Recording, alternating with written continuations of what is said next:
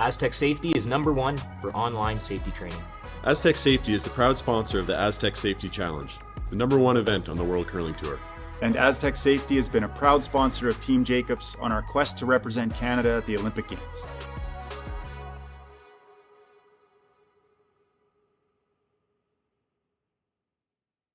Worth it, right? A very pleasant good evening and welcome to Martensville. It's the Grand Slam of Curling, Canadian Open Tier 2, here on Curling Stadium.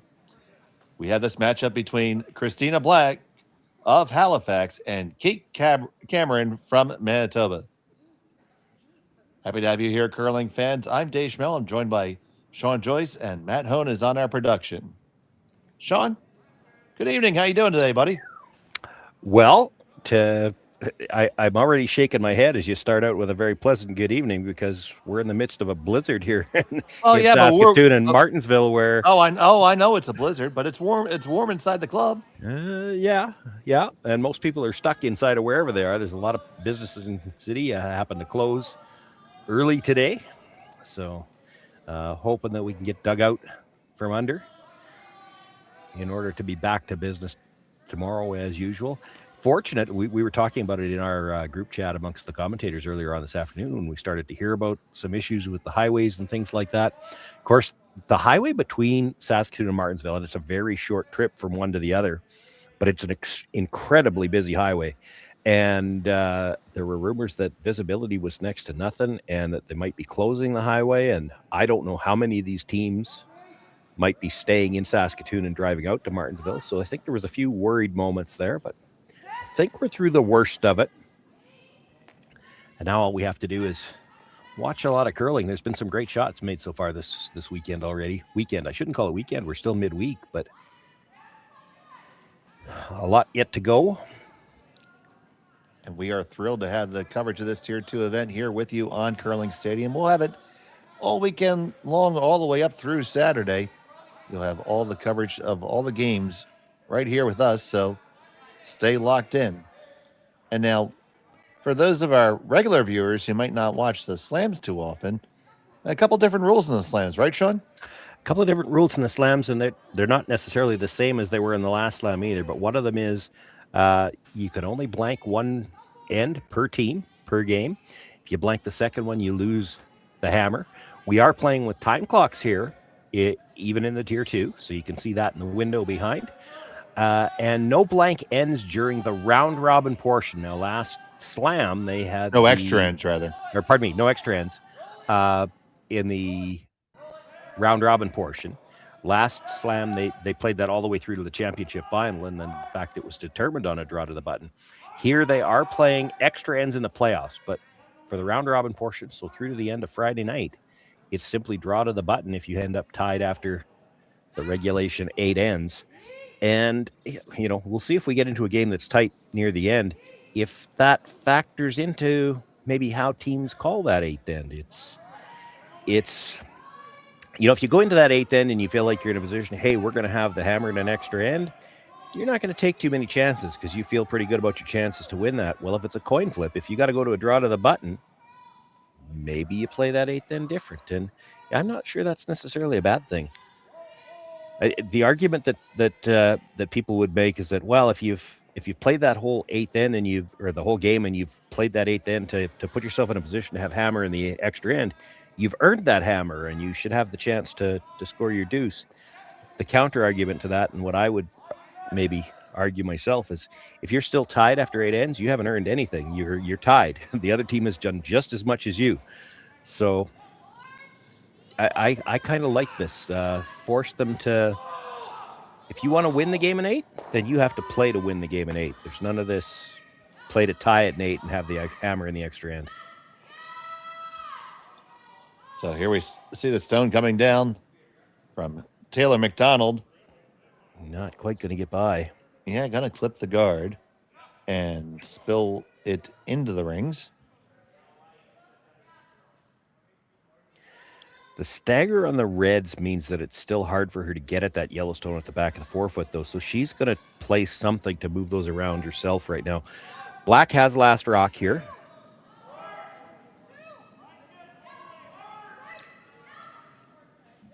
Just got to be a little careful, I guess, in the first end with no guards already in this end. Just have to be a little bit careful about blasting things because you could see Kate Cameron force the blank because of that fact that it's the only one you get, right? One roster note as well. This is Marley Powers throwing the second stones. For those who were watching the Olympic trials, Black's team runs with a 5-player rotation, and they at that point in time, they were rotating every game. Marley Powers is throwing the second stones right now. Carly Everest is the lead. Jill Brothers the third. Christina Black the skip in the house. That was a nice tap. She's lined up those two reds to go directly onto the yellow stone.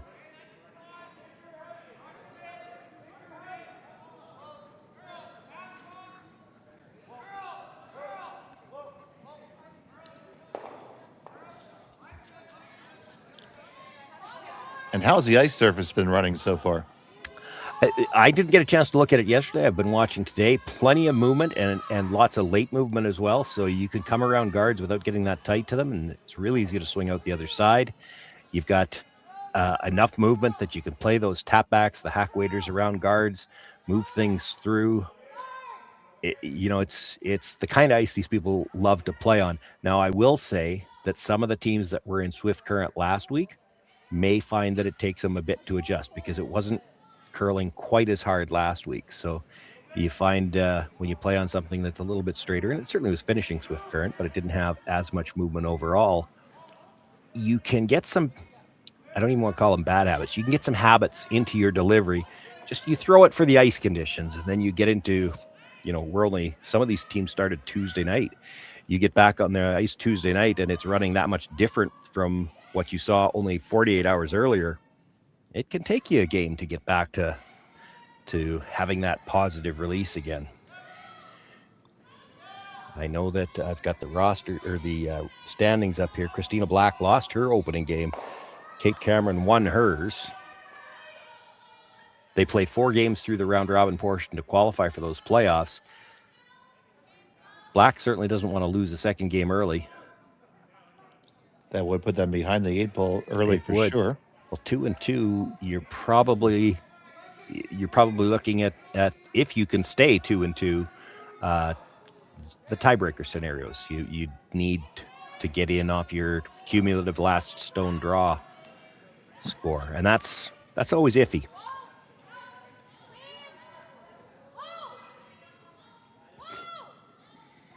Pointed out the roster for Christina Black. It looks like the Cameron roster is exactly what we have on our screen. Mackenzie Elias throwing the lead stone. Taylor McDonald. Need this one to hang on. No, it's going to wreck in the guard and basically freezes even better to theirs.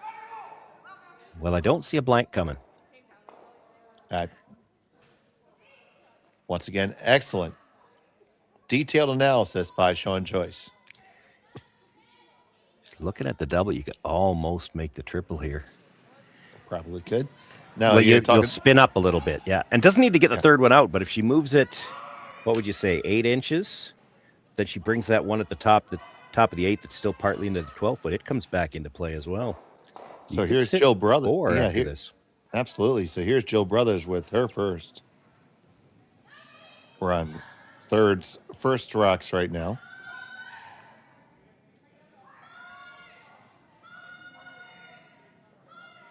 Wants to stay thin enough to stick the first one. This might be a little thick. Nope, it's good. Oh, that's pretty darn good, Sean. Touched them both. Didn't move the third one quite far enough, but she's sitting 3 right now. You can probably get that double to go through the hole. Yeah, you'll have to take it off the yellow, I think.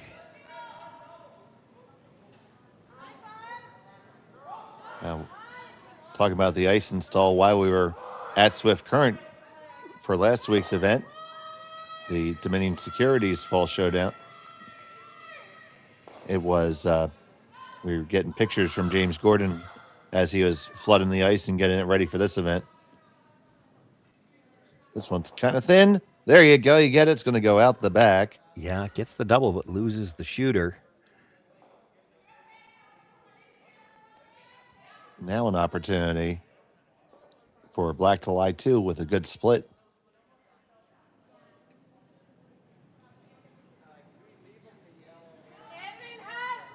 Yeah, and tough for Cameron to do much about either one of them. Like she's got the double on the reds right now. She needed to play it. The problem is the top red is coming over towards 2 other yellows, and it's probably as easy to end up jamming it on something as it would be to get it clean through there. And if you go and jam it after this shot, then they're going to draw to lie 3. Yeah. So now let's see this finishing this ice. Coming across the center line. And now looking to get all the way beyond to the edge of the 8. Yeah, it doesn't That's quite have pretty the weight. open. Yeah. It's funny. She's just looking at hitting the one that was just played, but the angle is about right for the triple. I was just going to say that, Sean.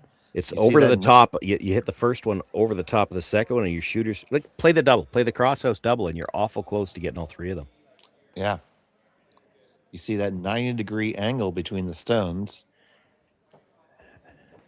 And Kate Cameron doesn't have any problem throwing it hard enough to get rid of all 3 of them either.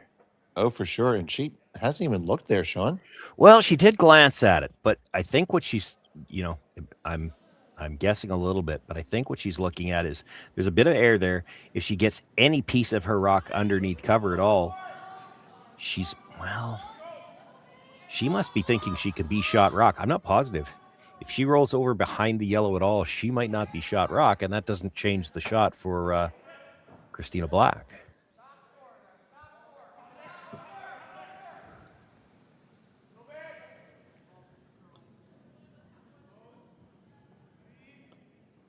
So here's Kate Cameron.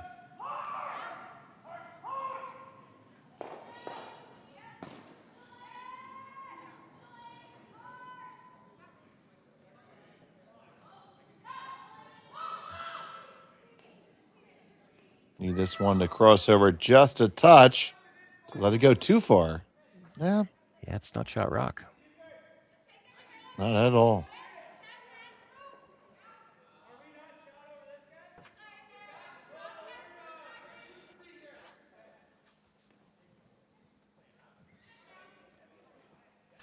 It does mean Christina has to go a little wider to get around that yellow, but it's also now staggered with the one at the top, so she gets half around. It's hard to do much with this. Maybe it slides behind the T line. You're able to freeze your way out of it.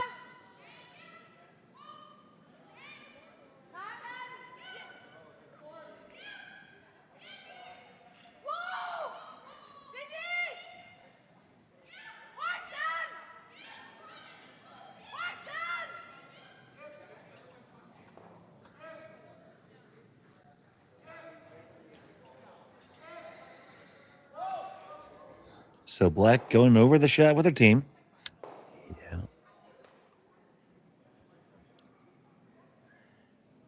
Been a few rocks down here. They'll have an idea of the weight.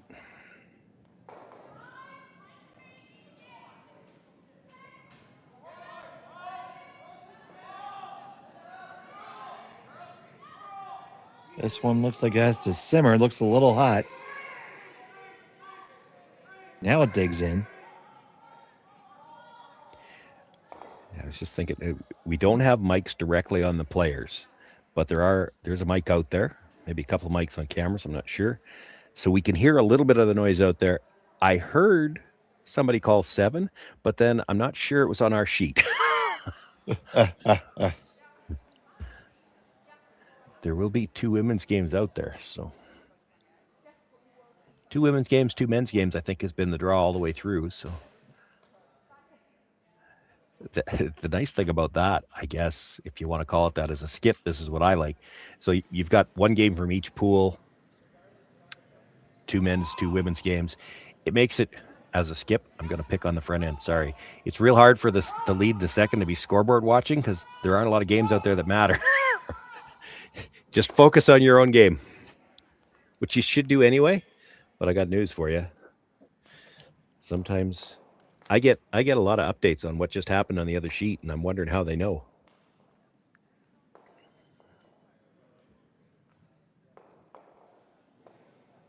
Okay, Cameron's going to look for the corner freeze here.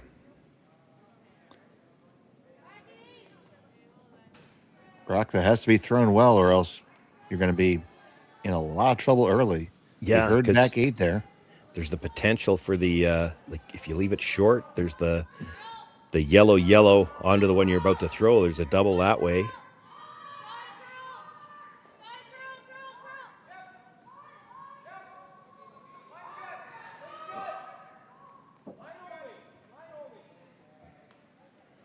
So it's good for second shot. Yeah. But is there a double? Can they hit in the crotch for a 3 there? Well, maybe. Do you want to take the risk? That's the question. I think they're taking it on. Yeah, I would say so, because that does not look like enough ice to draw to the other side of the 4-foot.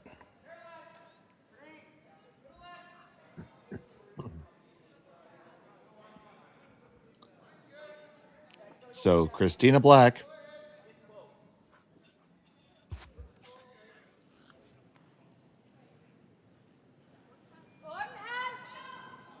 Looking to put a big number up early.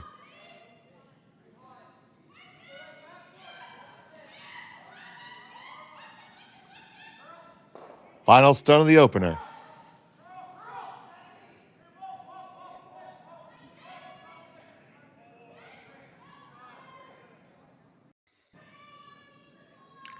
Less weight than I thought she was throwing. This is the draw. So needs a piece of the 4-foot for 2. Yeah, I'm not sure that was ever That's nearly not enough. going to get it. It wasn't nearly enough weight either, so it'll be a single point for Black. Cameron has a hammer when we come back from Martensville after this. Brett, come on, man. I know Aztec's #1 for online safety training, but we really should be out here practicing. I know, guys. I'll be right there. Just let me finish this course on gas detection. Wait.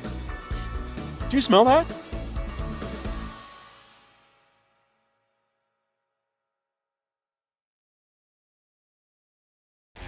The 2025-2026 Grand Slam of Curling schedule is out, with big events happening all over Canada, like the Masters heading to London in September, the Tour Challenge from Nisku this October, the Canadian Open from Saskatchewan in December, and the Players' Championship from Steinbach coming in January. Early bird weekend and full event passes on sale now at gsoctickets.com. Let's rock!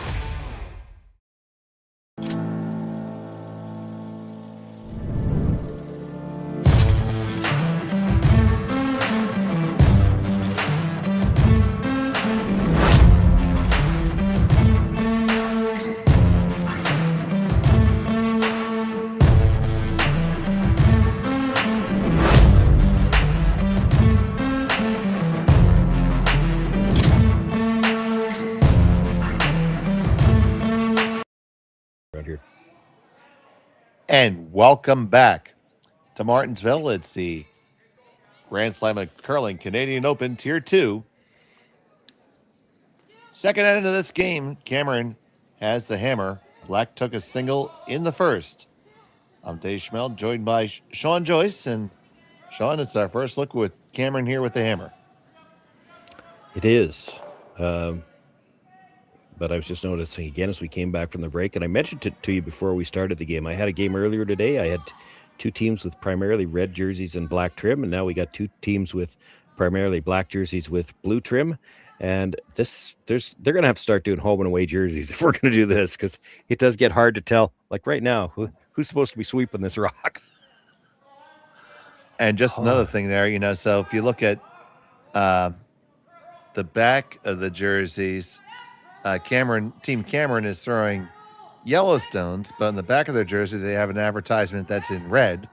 And Team Black is throwing Redstones, and they have an advertisement in the back of their jersey in yellow. Well, they got a red one on the front of their jersey, so they're covered either way. That come around to the back of the 4-foot will actually help Christina Black. So you got the, you got the big yellow ad, but they're throwing the Redstones.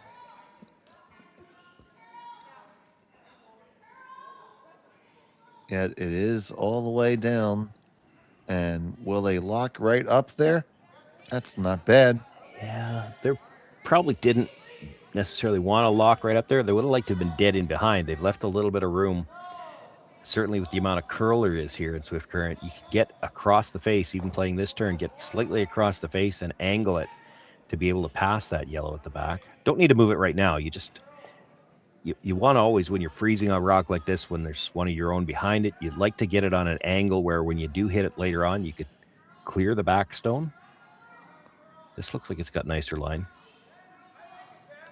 Still sweeping the curl. It might be strong. It does look a little bit heavy, so they're going to make contact and move it around a little bit. Click it back to the back 8. Yeah, that was a lot heavy. I don't think they were planning to move it there. They certainly didn't need to. Certainly provides an opportunity for Cameron to kind of flip it back to her a little bit.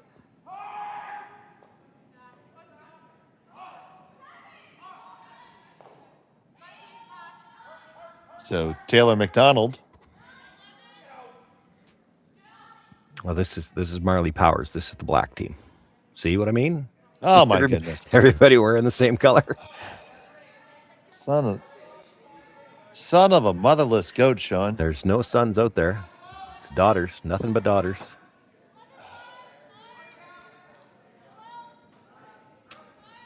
I was calling you a son of a motherless goat. It wouldn't be the worst thing I've ever been called. Fair enough. Not even today. You know what? It's Connor's fault. That's been the running theory all day. Yeah, that the setup in the house not great right now for Kate Cameron, so she's going to look at the peel on the center garden. If they could happen to clip the red at the side of the 8-foot on the way by, they'd take it. I don't think she wants to roll out. I think she's trying to keep this for a corner. Yeah, but they're not going to. Does roll all the way out. So shot stone belongs to black on the back of the button. Cameron in a very threatening position up front.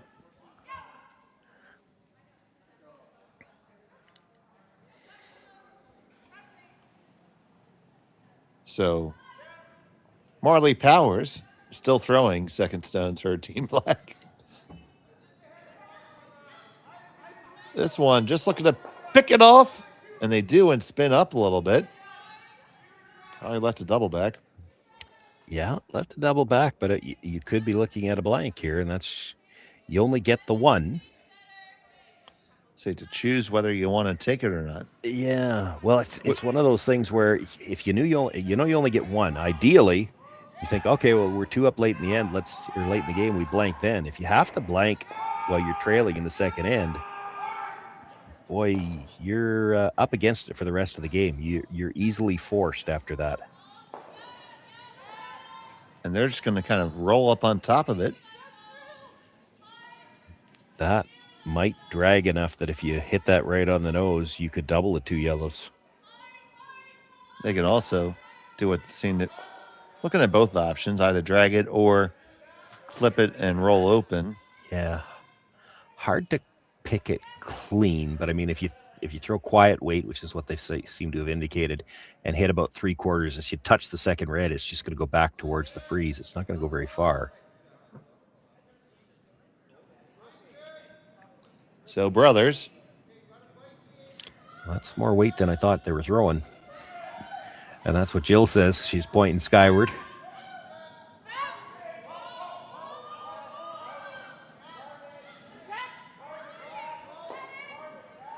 moves them both, like you said, came right over to the jam.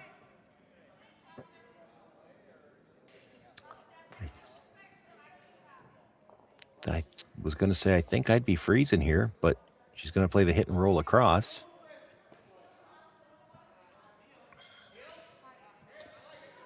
Well, you figure if you throw one freeze and freeze, and maybe somebody might end up scoring one. But well, you keep hitting, somebody's going to end up scoring nothing. So yep, it is the even end. I mean, this shouldn't be a stretch for a lot of these teams that they're willing to score in the even end, even if it means getting held to a single. You like to keep that hammer in the even ends and retain the ability to blank. Yeah, you make a decent freeze. You still got a shot of getting 2 here. You make the hit and roll, you're looking for misses. Well, we got it just to hit there. So now, opportunity for black to put themselves in a good position. Would almost force Cameron to blank now. Well, it's not on this shot. I think if you make the perfect hit and roll, Cameron has to try to hit it on the nose again and stay in front of it, and then Black will just blast it because she can give you the blank.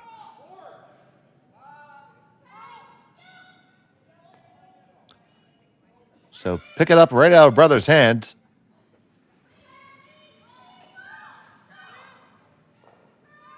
Doesn't want to roll past it. It's rolling way past it. They are dead even. Yeah, if anything, the one she just rolled is a hair deeper, and it's hard to make the double off the other one. I mean, you could make it. You're going to lose your own.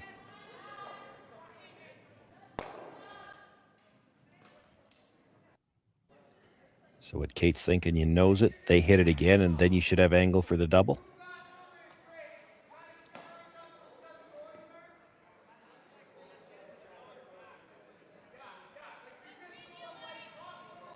Harris with her second.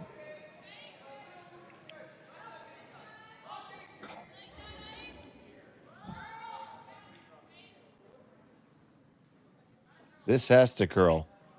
This really has to curl. You know, if you come across move the yellow's not bad. Well, you didn't want to kill it. Just wanted to move it. Still, there's a way to get that red out now anyway.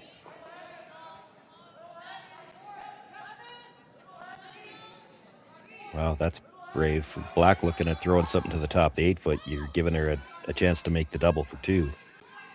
So she's going to hit that.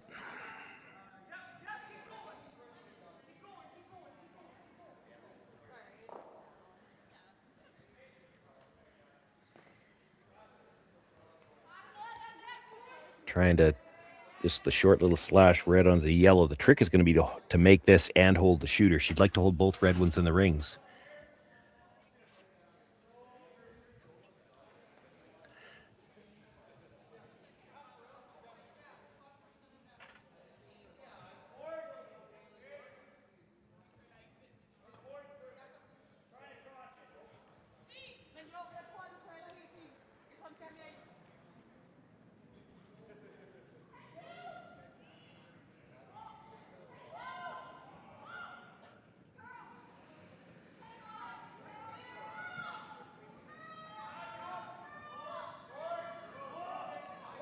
This one's hanging on the outside. Yeah, the shooter's going to go away. So does Cameron try to freeze here? Well, that's what I'm wondering too. That's what she's looking at.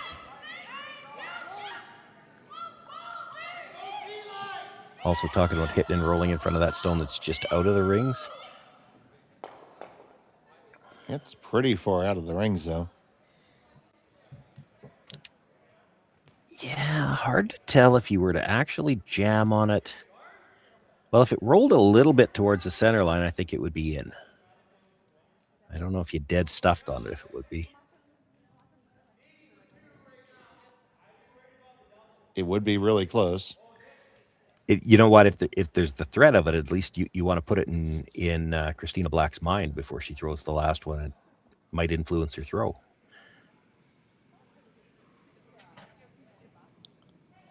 So Cameron.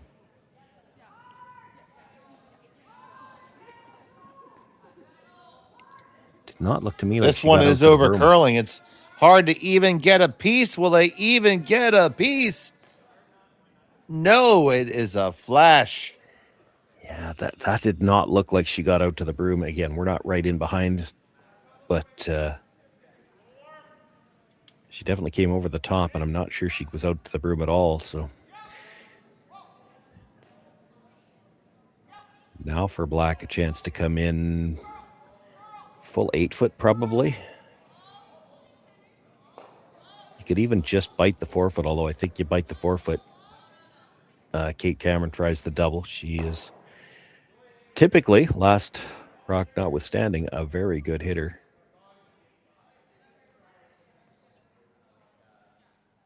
You put it, full 8-foot, probably right on the Y-O and U. And then at least you put it in her mind. Okay, are you going to play the draw, or do you want to play the straight back double with a fair amount of space between them?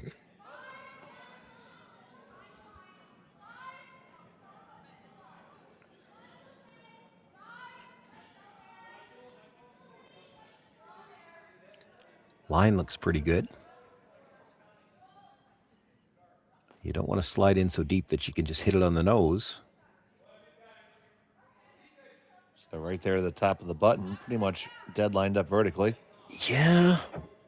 Yeah, she's got to hit it off the nose to make the double, but I can't see her trying to outdraw those two. I mean, you could do it. She's certainly a good enough drawer, too. The issue is when they're both in the forefoot like that, if you're trying to draw, the odds are you're either getting one or you're giving up two. Whereas you play the hit, the worst it should ever be is one. She can make the double for one. I don't think she can make the double and roll out.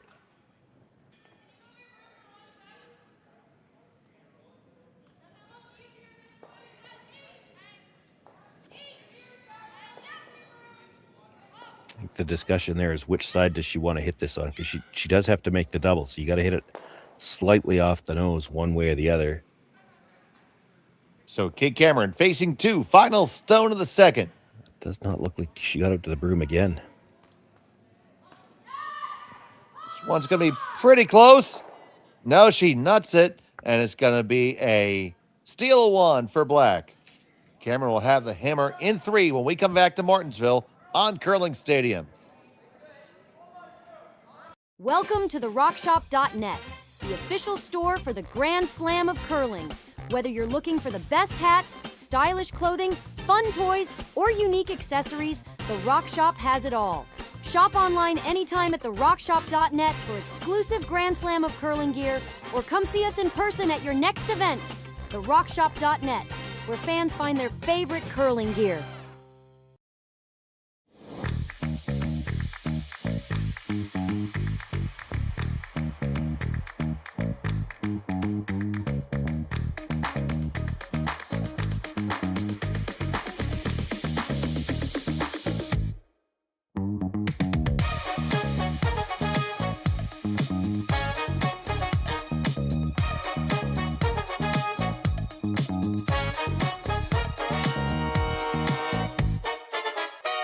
Developed over a decade in collaboration with the finest ice makers this side of the Atlantic, the Pebblehead PB5 is nothing short of a triumph of sophistication and craftsmanship. Weighing less than half its lumbering copper predecessors, yet boasting tenfold their durability, the PB5 delivers perfect, consistent ice, time after time. The PB5 by Pebbleheads.com, the apex of ice-making ingenuity for the roaring game of curling. Welcome back to Martensville. It's the Grand Slam of Curling Canadian Open Tier 2. It was Black with a steal of 1 in the second. Cameron now trails by 2 in end number 3.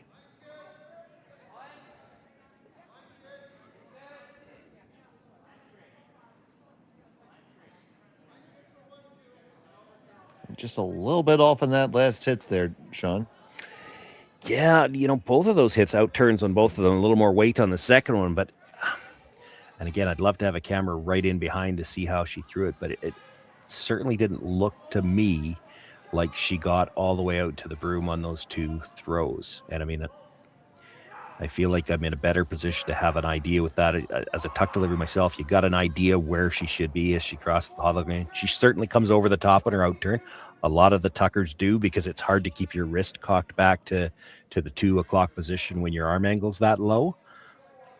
But she's quite a bit over the top and then maybe not getting all the way out to it. That's just a recipe to have that outturn curl.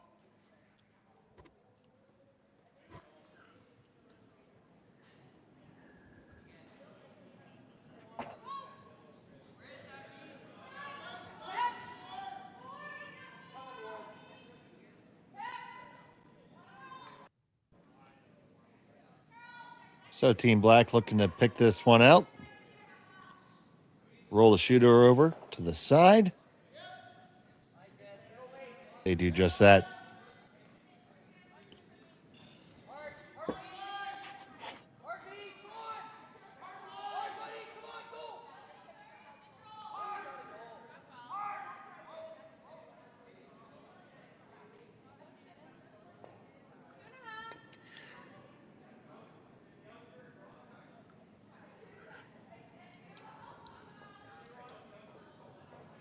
So Elias trying to get this to curl a little bit. It's going to hit basically dead nose and stay right there. Yeah, I'm not sure I hate the nose hit. It's probably better actually than rolling behind. I'm almost surprised if she wanted to get behind that she just didn't draw.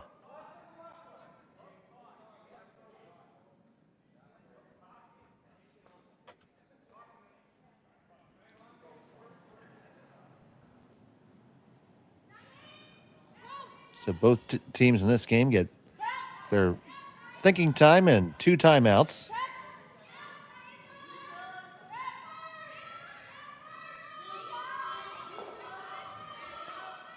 Trying to get this one under cover. They're going to just come up short of that. Opportunity for Cameron to try to duck under.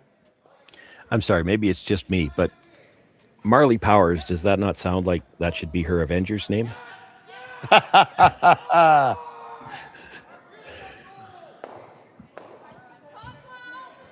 She needs an alter ego. I mean, she could be, Mrs. Austin Danger Powers. Well, that's Yeah, baby. not the same genre. No, definitely not the same genre. And there's a bit of an age canyon there, I would say.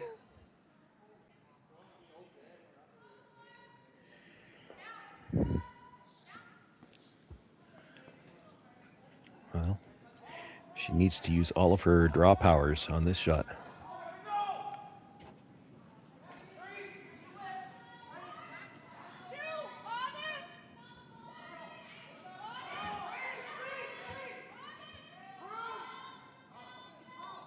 This one's hanging. It'll go from the hog line in. I think she'll get a piece behind. Hard to say if she can get it buried. She's dead buried. She's probably deep. It is a little bit deeper than they like and basically right on the lid. Very gettable. You see Cameron indicating back line weight.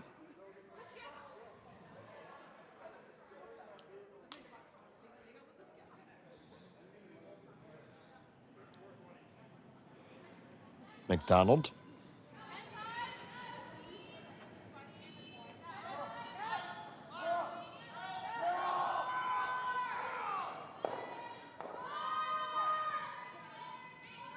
Have to work hard to get this one by. Well, I think they went plan B if they thought, Yep. because they were sweeping the curl at the end and they didn't want to just rub it. If we're going to hit it, let's hit it hard and roll in. That's a good audible. Yeah, because it got the guard just off the center line and kept the rock in the rings for them.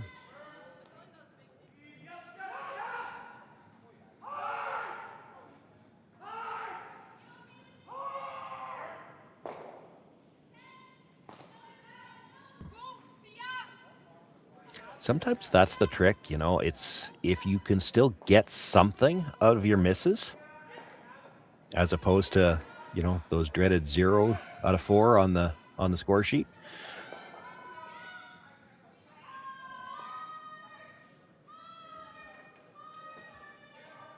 This one over curling. Looks like they're going to lose the shooter. Quiet enough, it might stick around somewhere. Oh, and it just does. Dead even, too.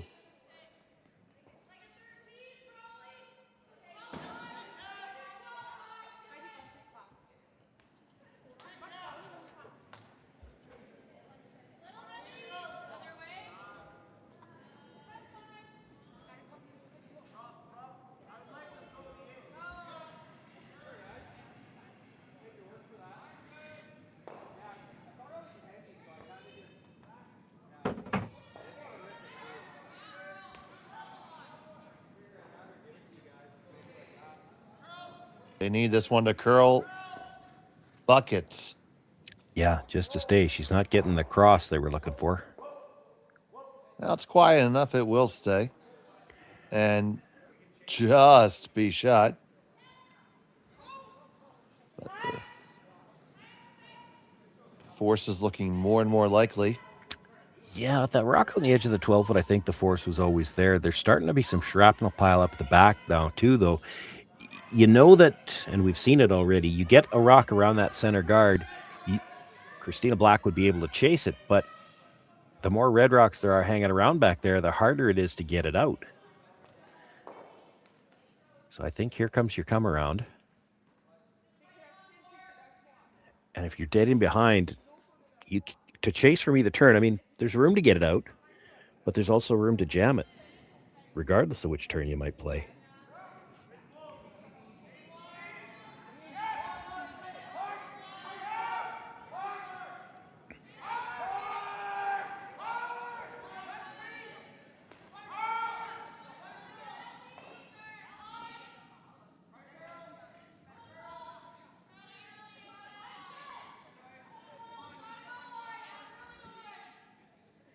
Working this one for the weight. And the line.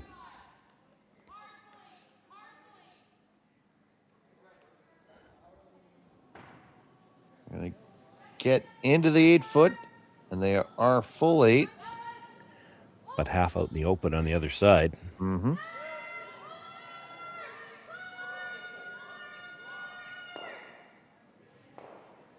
There's the up-to-date view. So got in far enough to be second shot.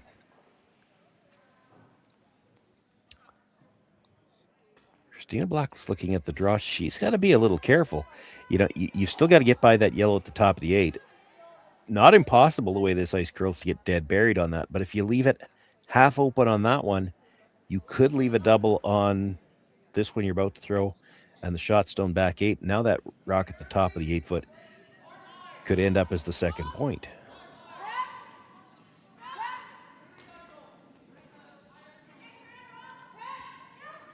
So Christina Black taking a bold move here in the third. I'm not sure she's got a ton of choice. She could see half of it, but you know, again, the 2 jam possibilities at the back I talked about, it's definitely there if you're playing it from the out turn to jam it onto shot stone.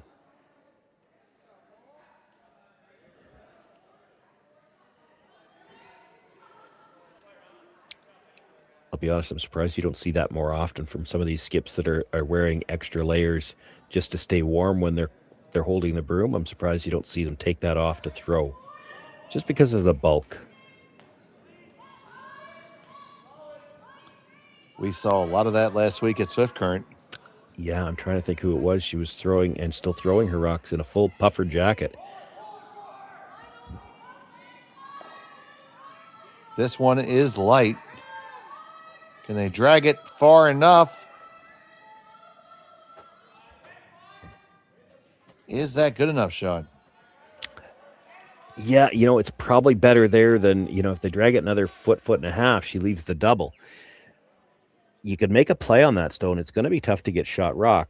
Now, she might be able to pass it through the back and just roll over in front of the shot stone, just what they're tapping now. She might roll in enough to be shot, and then it's a problem for Christina Black because she's going to have to make a play on it. She has to get it by her own stone at the back of the 8 foot.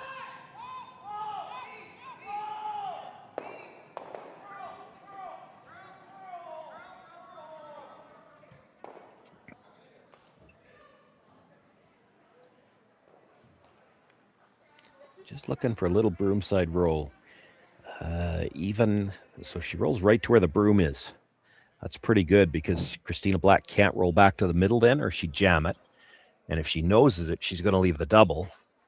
The only question was okay, so you hit and roll over, nose. Yeah, I'm not sure if the double after that would be in far enough to be second shot.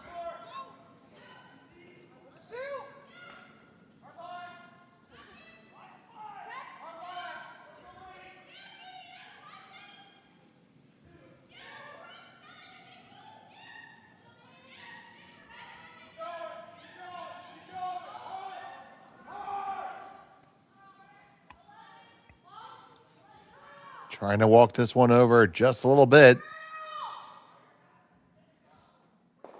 They get the hit. They get the broom side roll. They stuff on the back, but that's in a great spot. Don't think it's shot, but it's a good second. Yeah, well, it's hard to remove and dangerous to try. Yeah, it would have Smuckers written all over it. Also dangerous to just play the straight come around. This is one of those I'd say- situations where you can make the argument red's sitting shot and they're in some trouble.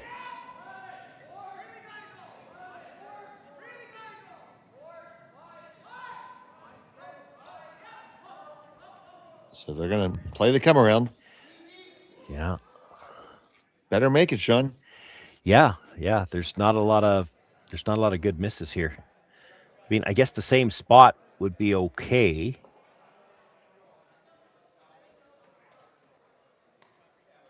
They're taking a good look at it. It is close, but I think it's red. Well, I thought it was originally too, but they're looking awfully long and hard at it. But again, does it matter? Like, does it change the call if you think yellow shot? What could you do with it? There's too many chances to jam it on anything.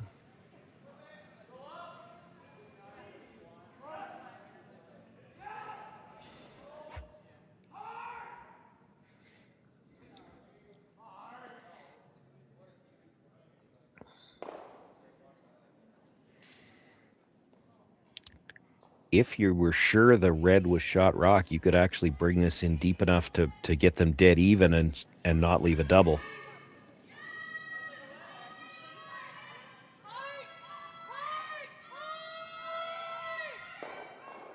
It's a long ways out there. Now puts the blinker on and starts to come on over. I think they did pretty well with that. Well, if the guard wasn't there, there's a double for sure. But alas, the guard is there. Well, and I mean, it'll finish. You could get the right. You could still hit it where you need to hit it to get the double. I just don't know that you could hit it. Like if they're not second shot, take one more look as this is coming in. They were trying to bring it as far back as they could to get it even, and you could still see sweeping for curl as well because they knew it wasn't as far under as they might like it. You could probably throw this with like hack to bumper, hit the rock that was just thrown, come across, and you only have to touch that second red to be sure you've got two. I don't think you could hit it hard enough because you need the finish. I don't think you could hit it hard enough to get more than two. And it's a little risky to even to try to come across anyway because you gotta be really tight to your own rock. Now, if you think you've got second shot, oh, she's looking at the around the horn. That's tough. Well, she's just looking to push it back. Straight draw. This has got a straight draw with this ice. Yep. So she must think the red is second shot. Yeah, she looked at it and then she tried to look at the angle to see if she could possibly make a play on it, but you can never get there with enough weight. You get there with enough weight to just move it through if you didn't need to go to move it through. Sure. Yeah. She only needs to move it through the forefoot if she thinks she's got second shot. But this looks like straight draw ice to me.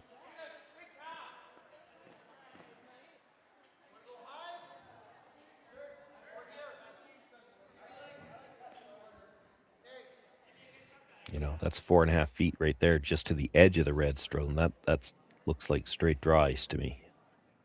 Mm-hmm. So Kate Cameron facing as many as two. Final stone of the third.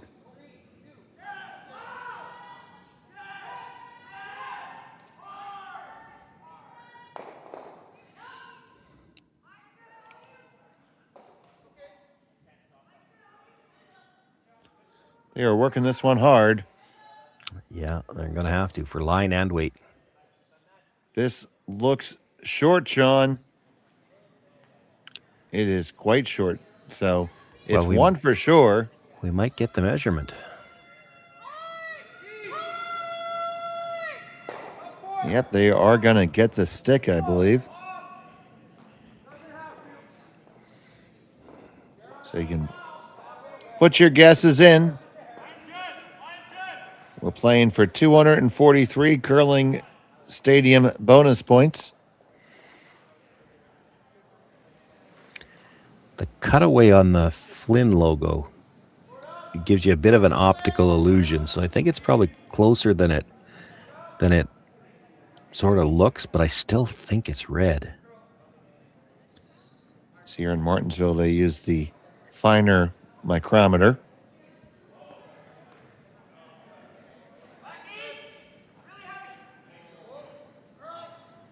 And it's yellow. It's yellow. How about that? So it's a steal of 1 for black. Cameron has a hammer in 4 when we come back to Martensville after this on Curling Stadium. Hey, Mark, you ready for this game tonight? Yeah, I'm excited, man. Cupsy, what are you doing over there? Don't worry, boys. Was just on AztecSafety.com, took a fire extinguisher safety course. Paul, I'm putting out the fires from now on. Woo!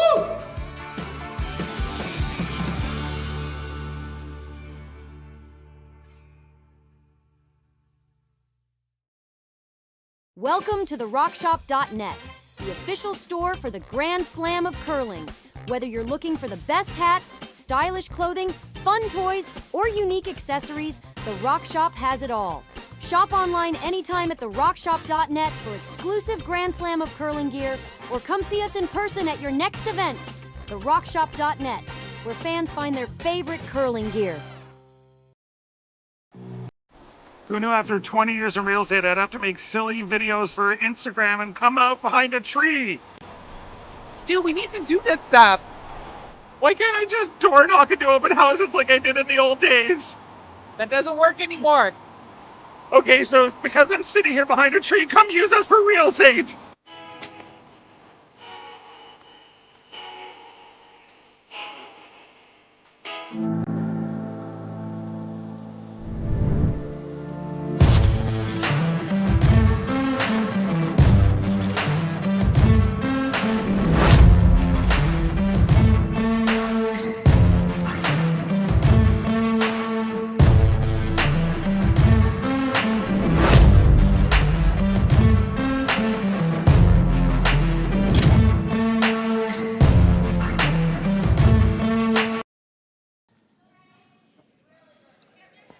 And welcome back to Martensville, the Grand Slam of Curling Canadian Open Tier 2. Another stolen point for Christina Black. Kate Cameron needs to get something going here in the 4th. And they seem to be in agreement. That stone is in the rings. And so shortly it's going to be in the corner.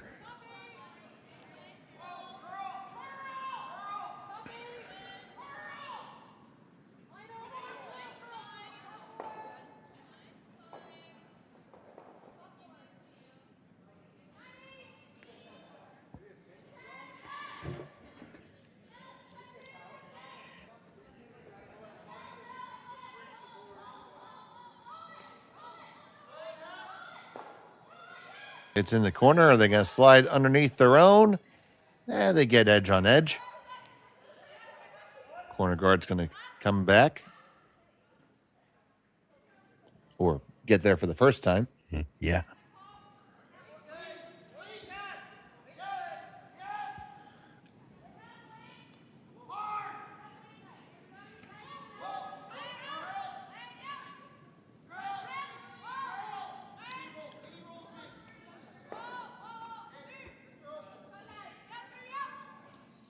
This one is going to settle in for a guard.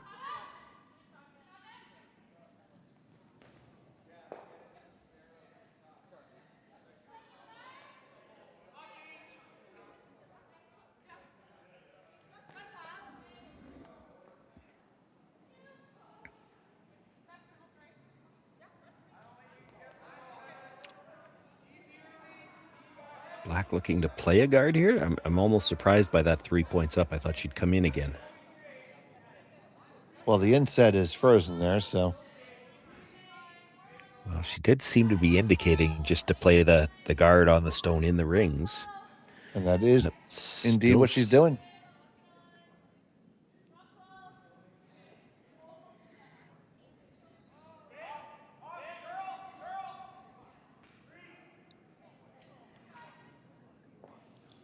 Over curls a Scotia. That's more than a Scotia. Yeah, that's a bit. Left her enough to play the hit and roll behind the corner. Has to hold the shooter here, though.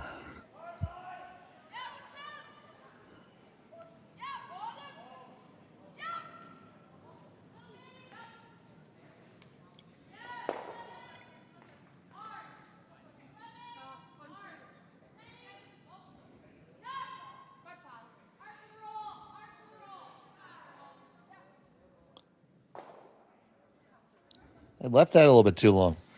Yeah, well, and I'm not sure. I didn't hear the weight call. I saw the point as soon as she let go. Mackenzie Elias pointing up, saying this might be a little heavy. That was not a lot of weight when you're especially when you're trying to make a 4-foot roll.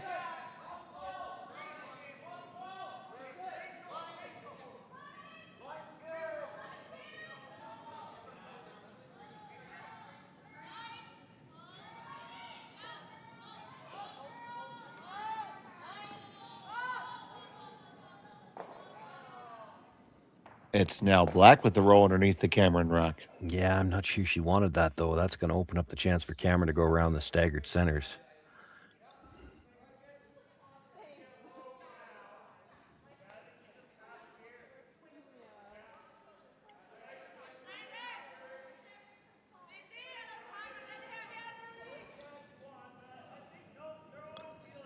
Taylor McDonald trying to draw right there, top 4.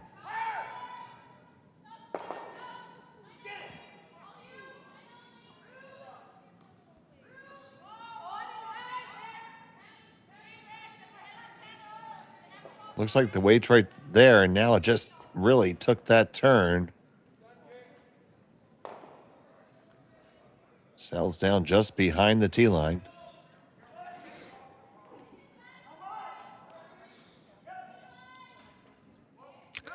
Yeah, that's one of those ones where you're definitely afraid that's not going to work out for you. It's one of those ones for sure where you can't tell your teammate it was a good shot until after you see what the opposition does.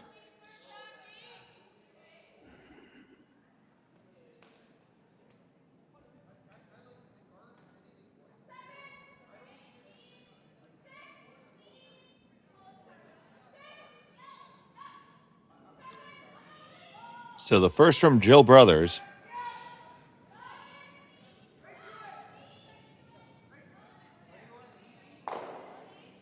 Line looks really good. Just a little bit heavy. It's going to chap off. She's a little stronger still. So now a little bit of a chance for Team Cameron. Yeah. Yeah, you could get just ever so slightly across the face, drive this by your own. Not that you're driving it out all the way, but just get it all the way out of the 4-foot at least, and then flop in behind. Even if you were to just dead freeze, this one's not the worst thing in the world. You got to get to the angle where you can get the red out, though.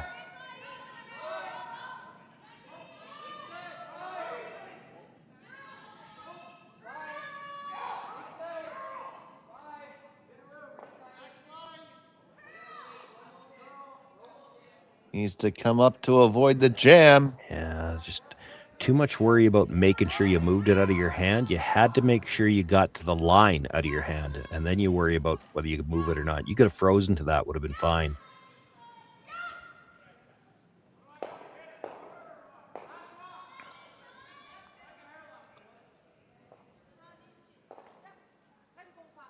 So Brothers going to make a play on shot rock.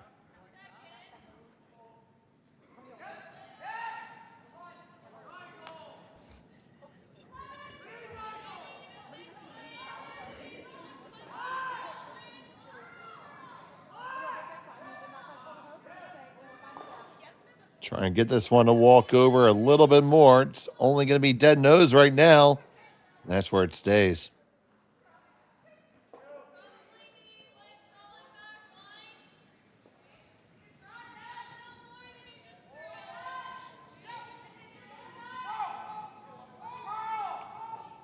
So you see bumper weight. Yeah, this double is so paper thin. I didn't mind your first call. Just hit and roll in front of it. Get something in front of it on an angle where you can get rid of the red later. This is so super thin. And if you make it, you're still behind the tee line. Yeah, I like the hit and roll shot as well. Well, this is a lot of risk for not a lot of reward because you're going to be so far back. And if you hit it and roll all the way across, that stopped in time. That's a good spot. The pin is still available to freeze too. Yeah.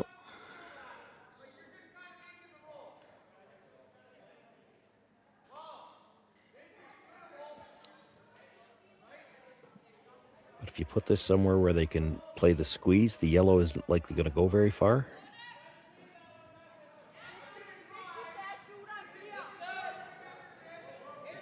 And for Cameron, you're down 3 as you play here in the 4th.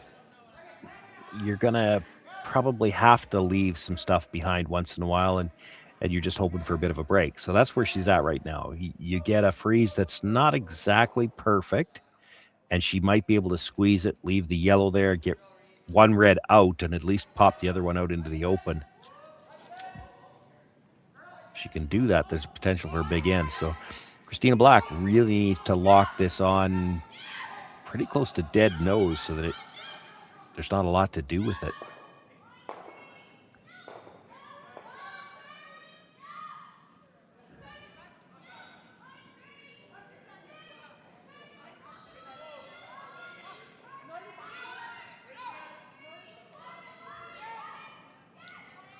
This one looking pretty close if they can get it there.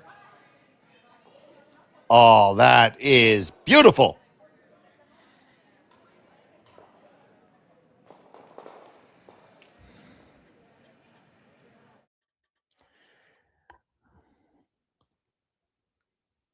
See this one coming down. Yeah, they could have stood to switch a little bit sooner. They did leave some angle on the ones in the house. Now, I'm not entirely sure. They weren't in a position to really start switching around because they wanted to make sure they were all the way down to the face. I'm not sure they were entirely sure they were there. Yeah, Kate's looking at playing the double run. I don't think she can get to it with enough weight to jiggle things, to play at it directly.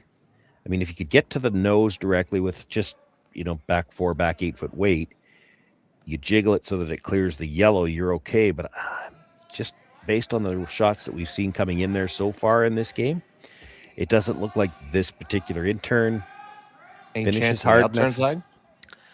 I don't think so. Like, it's so overburied on the outturn side.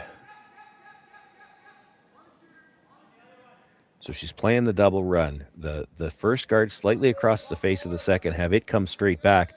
Now, if she could have it come dead straight back, she could pick the red, and the way it drags, she could just kill both reds and leave both yellows sitting there. So Cameron for the double run. Red to red to red. Oh my goodness, what a great shot by Kate Cameron.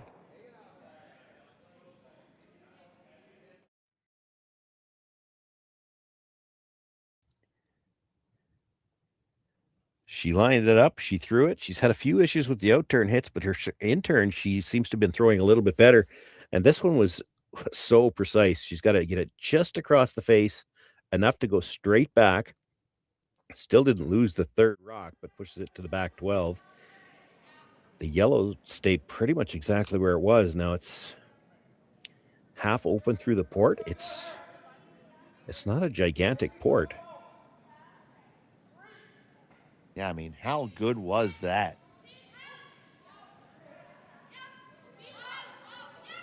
And it might have worked out for her that back one didn't leave either, because it's going to be hard to make this double without the top stone, and that's assuming she makes the port. If she makes the port, runs the one yellow onto the other yellow, it's coming back towards that red. It could end up sticking back there, and there could still be a shot for 2. And she's still got to make the port before you even get to worry about that.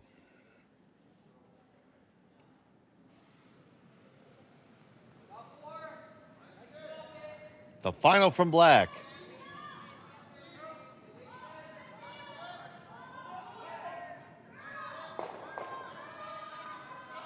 Trying to get it to curl over.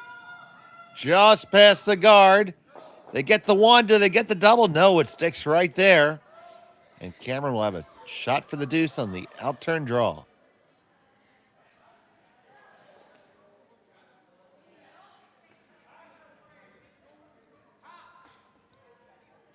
What a change of events to get Cameron right back in this game, Sean, potentially. Mm-hmm. Yeah. And I think there was a few moments of panic there when she let it go. They swept for curl. They were worried they were on the outside guard. She hit it very thin, just thin enough to dead jam it. I don't think you could ever make the port and not kill at least one of them. But the double was always going to be tough. She had to hit that quite a bit thicker to even get it rolling, and then it was rolling towards that back one. I mean, her shooter rolled out of the rings easy.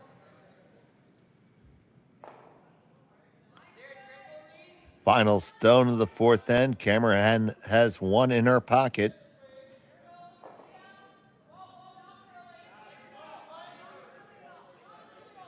This one looks hot. Now it starts to sit. And put that 2 on the board. It's 3-2 in favor of Black. She'll have the hammer when we come back for the fifth end. You're watching the Grand Slam on Curling Stadium. Imagine being able to stream every curling game from every sheet from any event, be it your Wednesday league game, bonspiel, or corporate event. Curling Stadium offers an all-inclusive streaming solution featuring high-quality cameras, ease of use, great reliability, and minimal installation. Offering your sponsors customizable ad space on your streamed curling games and being able to sell video packages to your corporate events for increased revenue. With Curling Stadium, you can stream to any device, be it your mobile phone, tablet, or computer. Push the feed to your desired platform, be it Facebook, YouTube, or any other social media. Curling Stadium is simply the way forward. Where it's commonplace in other sports to televise every game, we want to do the same. Curling is a global sport, and it's time it gets the coverage it needs. Make your curling club the next Curling Stadium. Hey Ben, what's the Aztec Safety online e-learning website again? Yeah, that would be aztecsafety.com. Fire extinguisher and firefighting, we'll send that one to Paul. Ah, now here's a course I should probably take. Conflict resolution. Power line safety. Yeah, I thought it might help me with my line calls. Did you know this Aztec website has over 100 safety courses? Jeez. Aztec Safety online course. Ground disturbance. Could have used that a few seconds ago.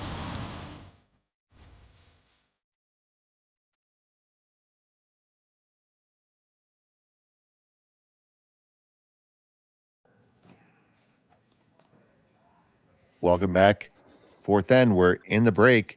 It's 3-2 in favor of Black. Black will have the hammer after the break.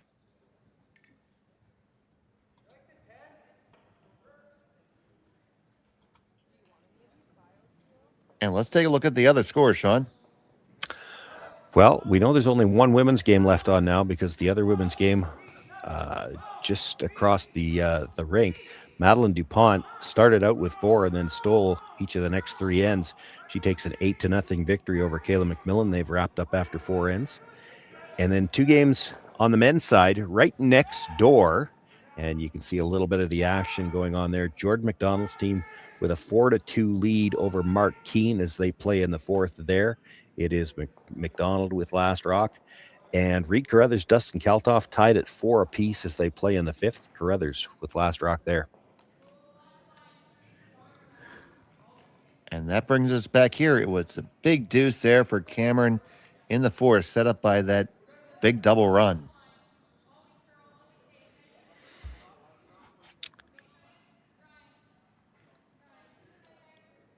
Interesting to see now in the fifth end just how aggressive they want to be. They're still down by a point without.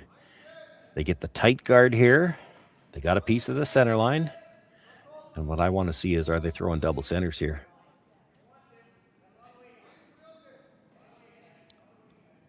Neither team has blanked yet, and both teams have both of their timeouts as we go into the second half.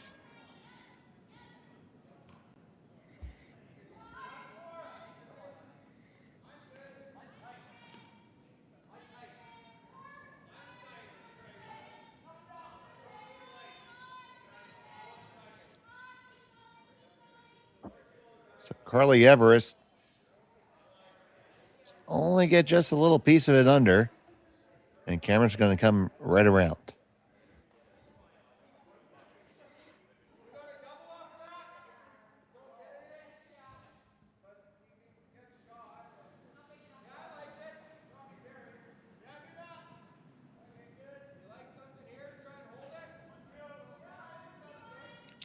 Well, that answers the question. They're not throwing the second guard yet.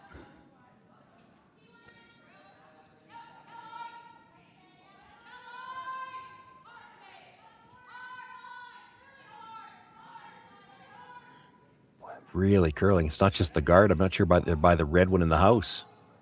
And they just graze the red. Yeah, that's what I would say.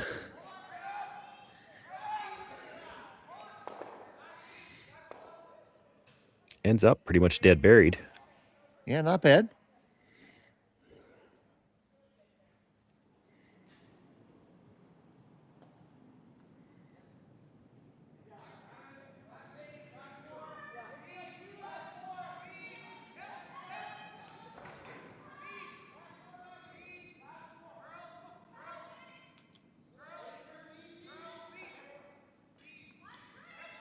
Trying to make the freeze down to it. Come down, lock on, tap it just a touch. Is that a touch too far? No, I don't think so. But you left a good angle red onto the yellow. There's some space between them, but you've got a way to get that yellow out. This is the fifth stone of the end too, and with black having the lead here as we play in the fifth, I expect she's going to start peeling guards after this. So for now, for black, as long as she's got angles in the house to get rid of that shot stone, she's okay. And that's what there's a chance here to take both angles away. If you could ever get just across of the face of that red stone, it's going to be close to it. Yeah. It's going to be close, Sean. And just across the face, they do. I think she took them both away because she's underneath the one in the 12-foot, and she took the angle away on the other one. That's an incredible shot. Wow, truly an incredible draw indeed. Like, you peel the guard out here, straight peel it, and that's not what they're playing. But if they straight peel the guard out here, they still don't have a way to get at shot rock. Take a look at this coming in, and there's not a lot of room between those rocks. She's got to get just to the inside of the one at the top of the 8, enough to move it back and then have her shoot her. That little kick at the end, she hooks herself underneath, so there's no straight back either. All they made was the straight guard, or the straight peel on the guard. So now Cameron can just keep throwing some guards, knowing that, even if one of these guards isn't necessarily made perfect, it still takes Christina Black 2 rocks to get at shot stone. She doesn't have a way to get there on one shot. This is where you could start thinking about this potentially being a steal scenario. Still a good amount of distance to go in the end, but I certainly agree. Advantage Cameron at the moment.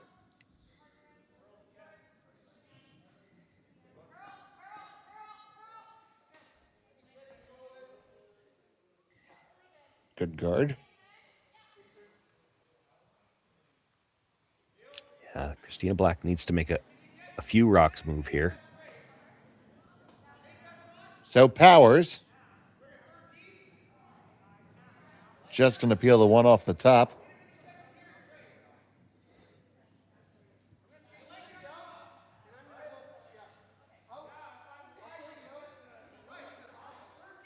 Lather, rinse, and repeat.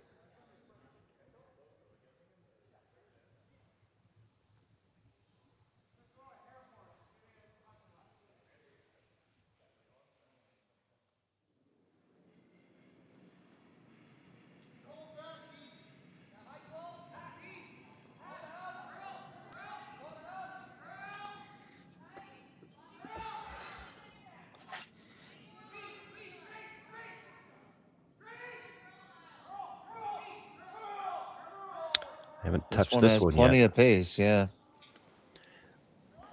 They want it to curl and stop. Yeah, just a little bit tighter. So now what do those angles look like? Yeah, you might have gotten away with it. Hard to not make contact with something in the rings here, though, on this one. Like, she's got to move a couple of rocks.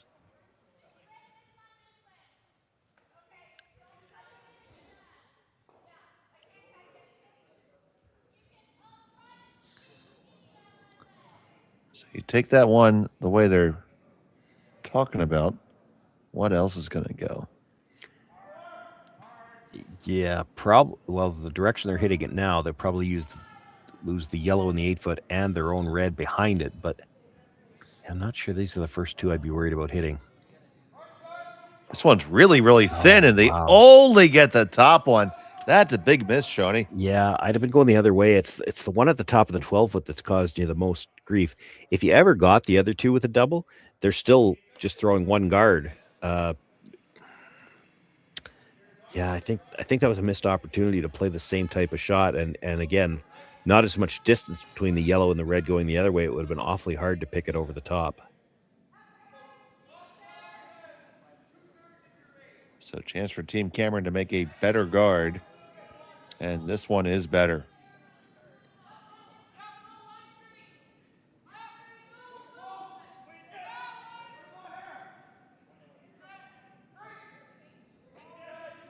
Especially with that last little gear.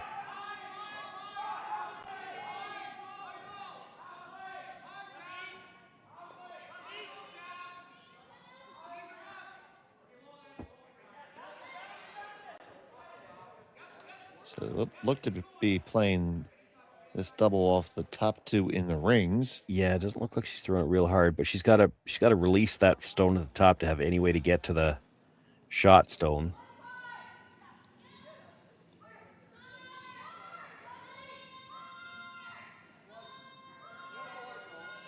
Curling up hard. This is going to get awfully close to the guard. They do get past it. Is it thin enough to move everything enough? I think it is.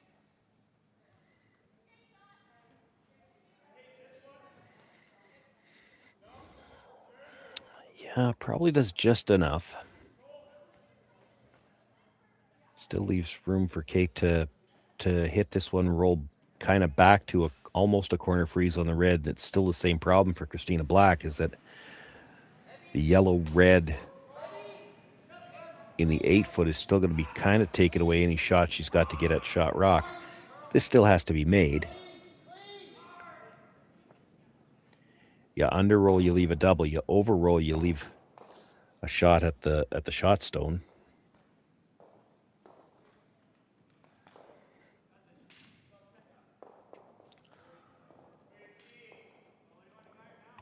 So Kate Cameron with her first tier in the 5th.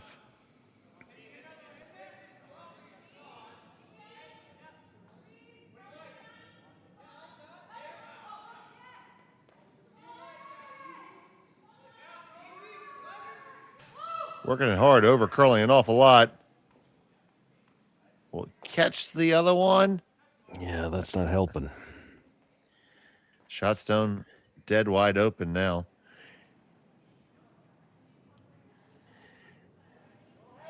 Yeah, really the only question now is, are you trying to stay right there? Or do you roll over to the edge of the 8-foot? You certainly don't want to roll about a foot to the broom side. Then it leaves a double on the reds.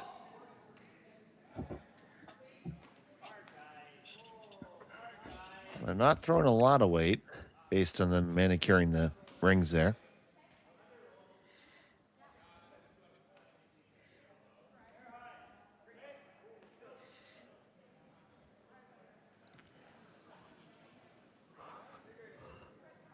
So Christina Black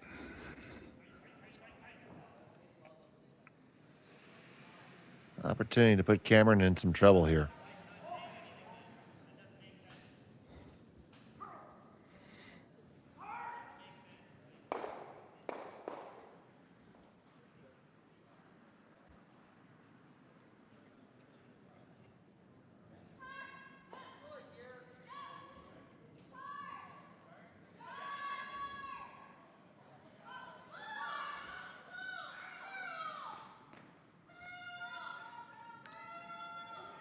Now on the curl. Just going to stay right there.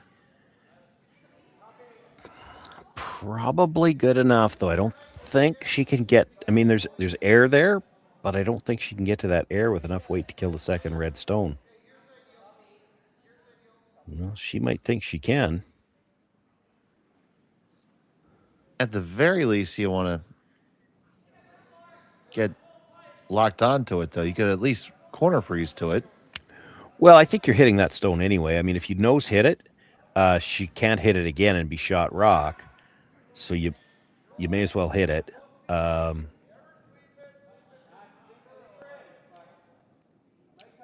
But to what you're saying, yeah, if you don't think you can kill the second one, I think you want to hit it on the nose. You take away her draw on this side if you hit it on the nose. So final stone from Cameron. I don't think she can get to the inside with enough to move that second one. Well, certainly not going to. And that's fine. I mean, if you were willing to concede the draw for 2, that's all you've done. Rolling over just would have given her the choice which turn she wanted to play. So coming over to the out turn for the draw for 2, she's going to need to grab a little piece of the 4.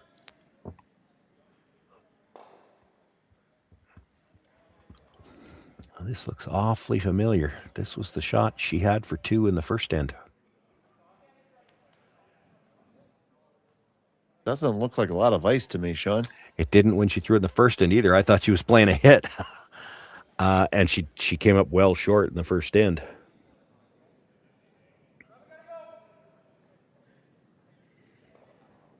So here's Black. Final stone of end number 5.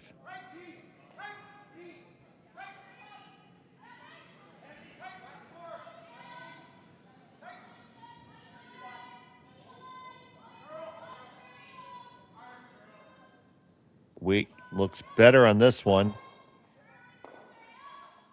But now it's really taking the curl hard. Did they wait too long? Did they wait too long? Did they wait too long? Yes, they did. It's only going to be a single point for Christina Black. Cameron dodges a bullet. She'll have the hammer in 6 when we come back to Martensville. Brett, come on, man. I know Aztec's #1 for online safety training, but we really should be out here practicing. I know, guys. I'll be right there. Just let me finish this course on gas detection. Wait.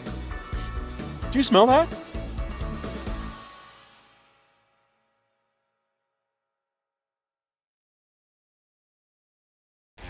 The 2025-2026 Grand Slam of Curling schedule is out, with big events happening all over Canada, like the Masters heading to London in September, the Tour Challenge from Nisku this October, the Canadian Open from Saskatchewan in December, and the Players' Championship from Steinbach coming in January. Early bird weekend and full event passes on sale now at gsocktickets.com. Let's rock.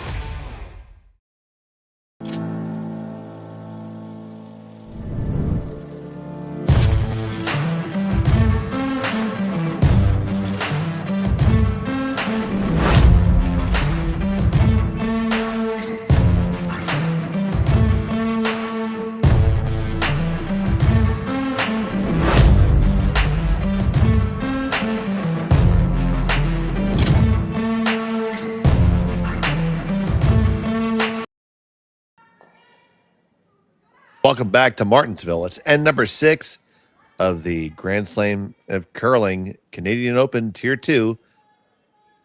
It is Christina Black with a 2-stone lead.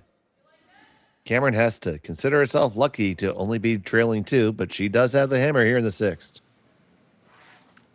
Yeah, and maybe a little momentum after that last end. She had a solid end. It was just one little bit of a mistake that gave up the shot for 2 and still had to be made and wasn't.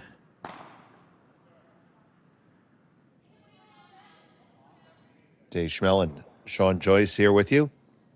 Matt Hone on our production this evening. Hope everyone in the Saskatchewan area is staying safe with the big snowfall occurring. Very windy conditions, so take it easy out there. Don't even risk it. Just stay warm. Grab a cup of your favorite beverage and hang out with us.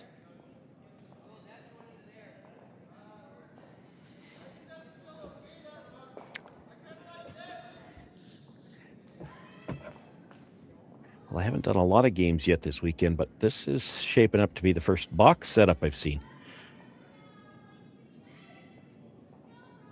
Saw it a fair bit last weekend, and there wasn't as much curl. It wasn't as easy to play this style.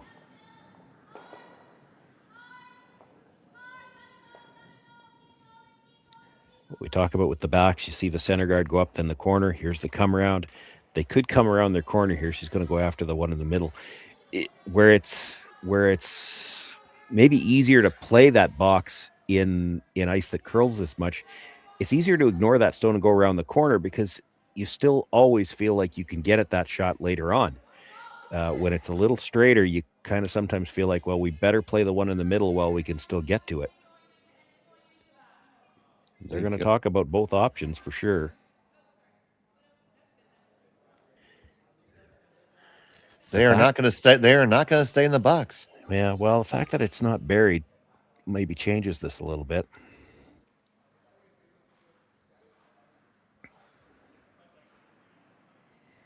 So Mackenzie Elias.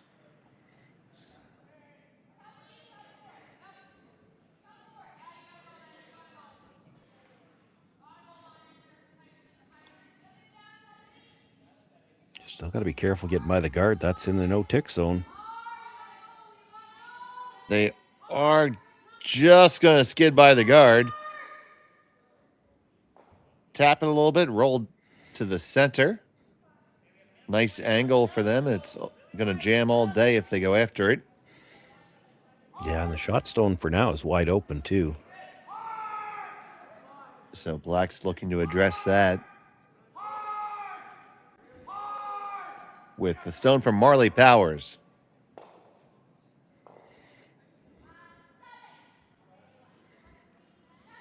See another game coming off the ice. Yeah, and I'm just wondering about that too with only 2 games left out there, and there's still a lot of game left to play here. That can change conditions in the building.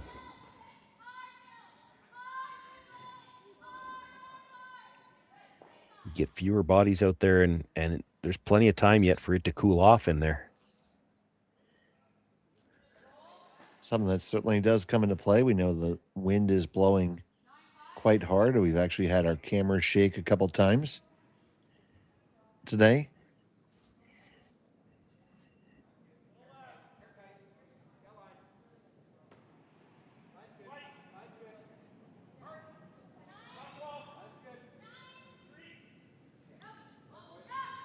So McDonald looking to make some stuff happen here. Take this red, and it's just going to peel over the top. Will they scooch it undercover? Well, they have a double corner. Yeah, that works. Not bad. Still early in the end.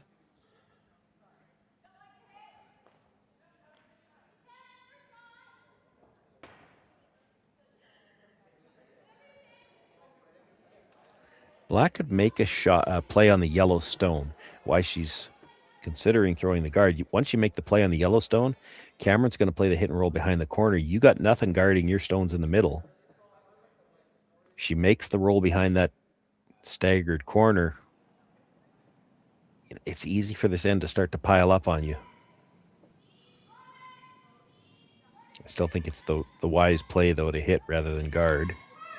Say by the scoreboard behind you. Yeah, that's what makes it the wise play.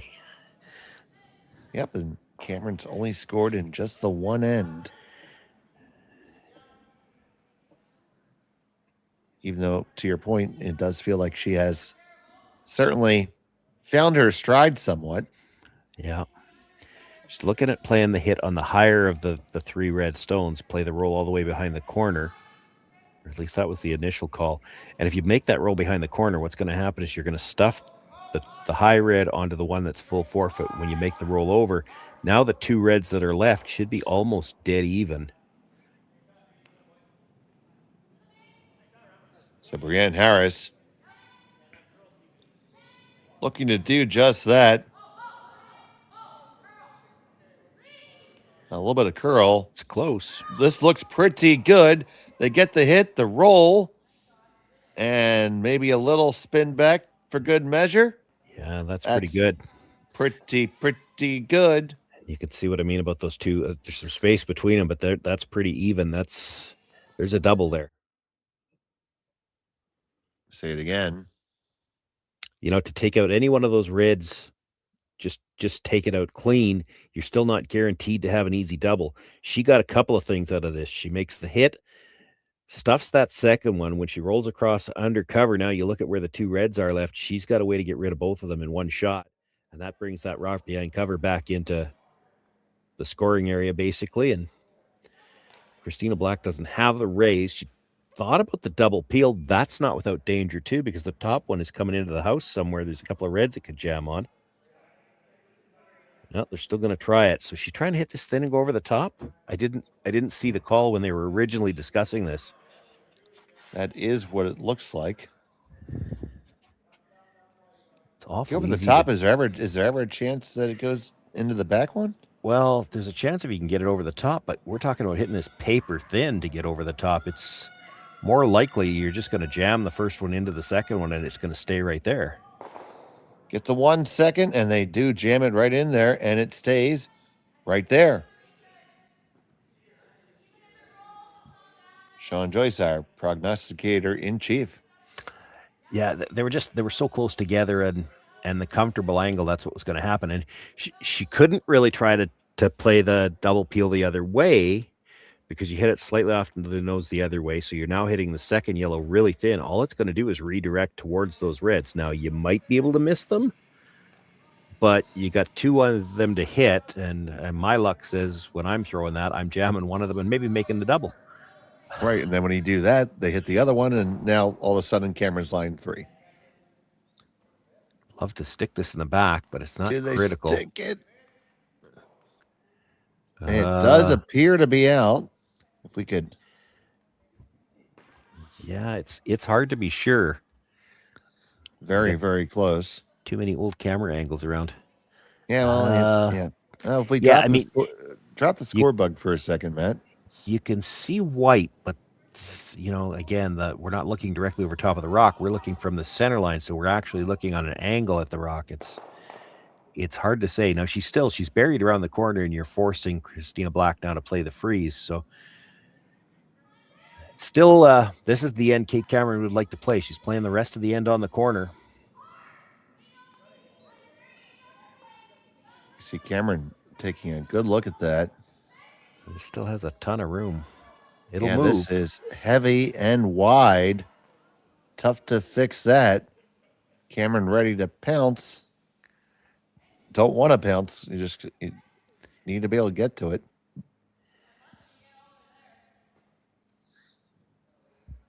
Plenty of room to make the hit and roll, Sean. Yeah, you want to roll well over to the open of the 8-foot. You make them make a play on it. If they happen to roll out, you can loop another one around that corner guard, and 3 is definitely play, even if that one in the back is out. And I think if we get to the last rock of the end and it's an open hit for Kate Cameron, you might see a measuring stick go on that stone. Yes, the ever elusive biter bar.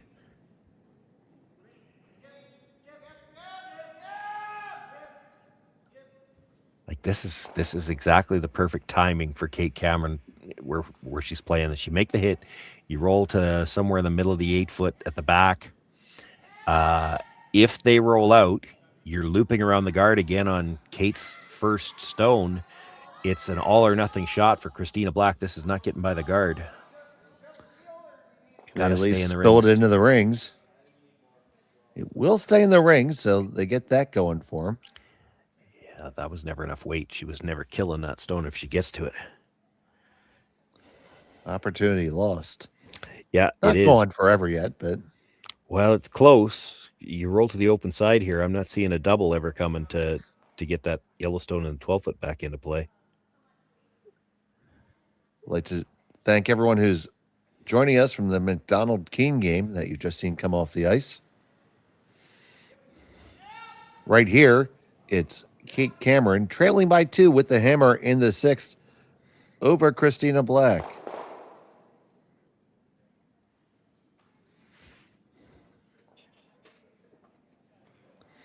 Cameron has had a little something going, but just a slight misstep with the last stone might give Black the opportunity to see her way out of this.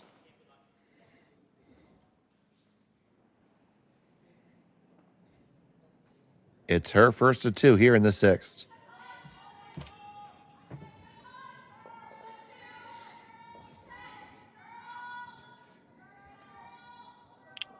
She rolls out. She gives the opportunity right back.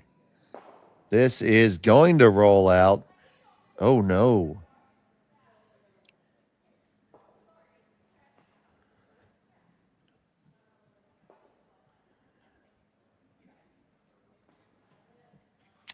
Well, and we haven't seen anybody definitively try to give us an idea who's got, whether that yellow at the back is in or not. Where I'm going with this is Kate could try to roll right to split the center line. Then Christina's probably got to go after it. Now, if she thinks that yellow's in, she probably plays the double. If she's sure it's out, she just has to hit anywhere, and it'll be a force to 2.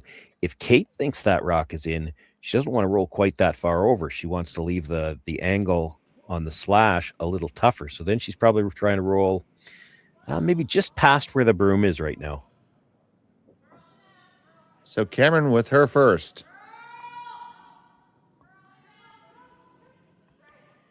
I don't think they have to worry about curl. It'll go.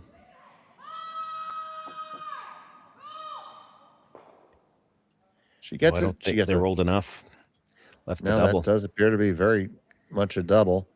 You see the Carruthers game is coming off the ice as well.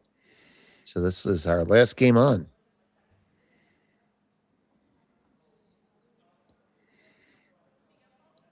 We're happy to have you here with us, Dave Schmel and Sean Joyce.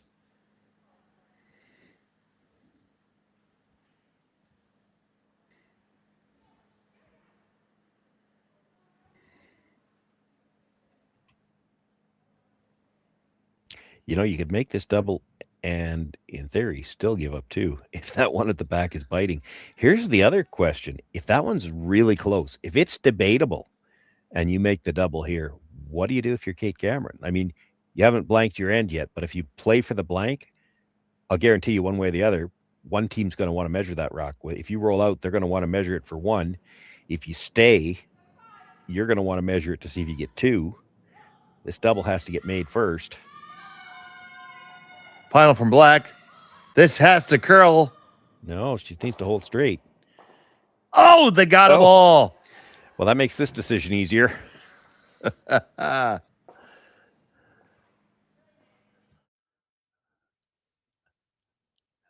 be honest with you. I'm not sure if I'm Christina Black, I'm not sure I wanted to get the third one out because I haven't seen anybody definitively say whether or not they thought it was in. You needed the double for sure. And, you know, you could get away with hitting it fairly thick to get the double, especially with the weight she had, but hits it just right to clip that one on the way by. And so now Kate Cameron, no doubt, will be trying a blank. You're allowed 1. We're already in the 6th end. She's not likely to ever get another chance where she's going to want a blank.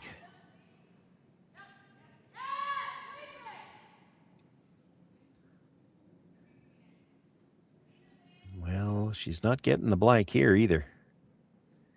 That doesn't look like she was even playing for the blank. And it's going to be a score of 1. It's 4-3 in favor of Black.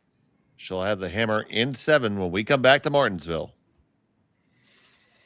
Welcome to the rockshop.net, the official store for the Grand Slam of curling. Whether you're looking for the best hats, stylish clothing, fun toys, or unique accessories, the Rock Shop has it all. Shop online anytime at therockshop.net for exclusive Grand Slam of curling gear, or come see us in person at your next event. Therockshop.net, where fans find their favorite curling gear.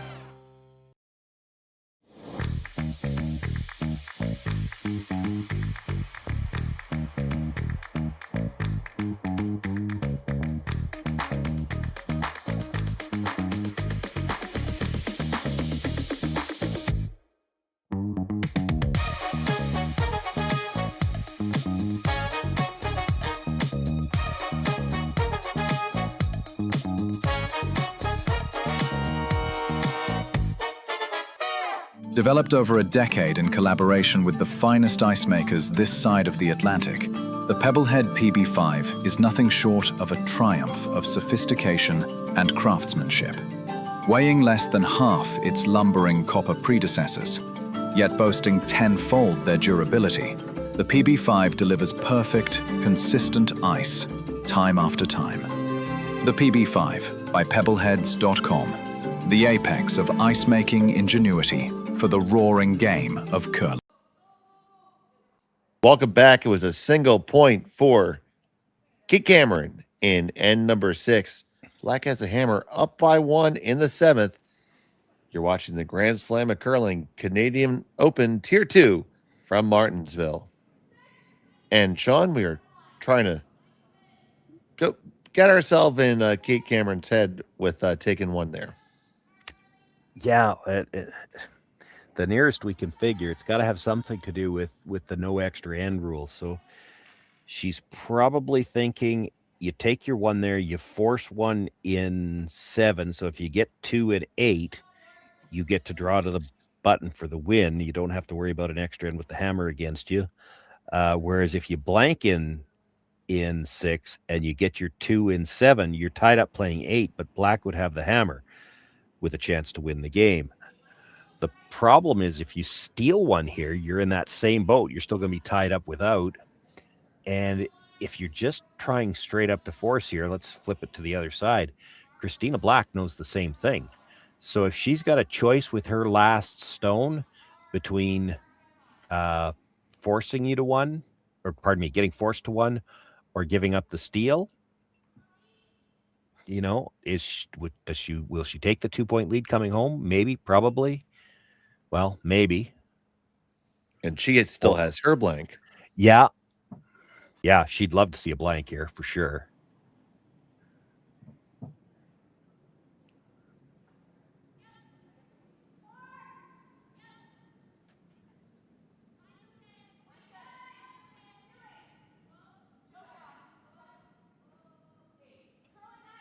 So we see the 2 guards up for Cameron, one in the rings for Black, and Ness will now make 2. She was trying to come around with the second one and it crashed the guard. So now the issue that she's got is she doesn't have the guards in a good lineup either. This run back, if you're going to play it, absolutely has to be dead perfect. You've got to stuff this in the rings. You can't roll away. This is the 5th stone of the end. You kill 2 and roll out. Christina Black just peels the guards. Taylor McDonald needs to run it and stick it. She runs it. She sticks it. She makes it. It's that easy, Sean.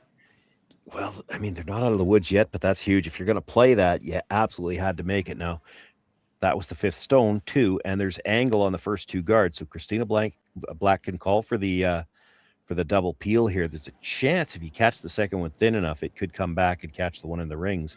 Even if you just make the double peel, the blank is starting to look very possible here. Powers on the double peel attempt. 1 and 2. Going to spill the Cameron stone into the rings and not kill it, Sean.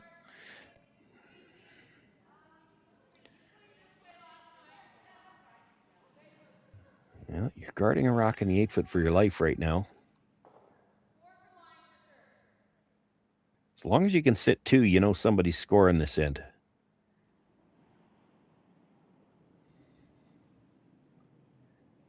But, I still think the strategy, the decision you made in 6 says you don't really want to steal one here.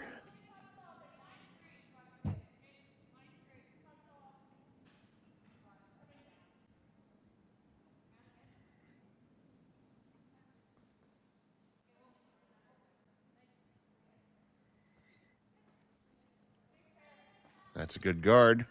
Yeah. You saw the decision. They're going to try to peel it towards the one on the corner. You could make a play at running it almost straight back, try to just double the 2 off the middle, but you're going to leave your shooter up there somewhere. Powers. Looks close. Got to peel it, send it over that way. They clip it, they make it. Now they're shooting. Now you're really guarding for your life, Sean. Yeah, you're 1 shot away from a blank here. You'd be 1 down without coming home. That's certainly not a spot they were hoping to be in when they took the single last end.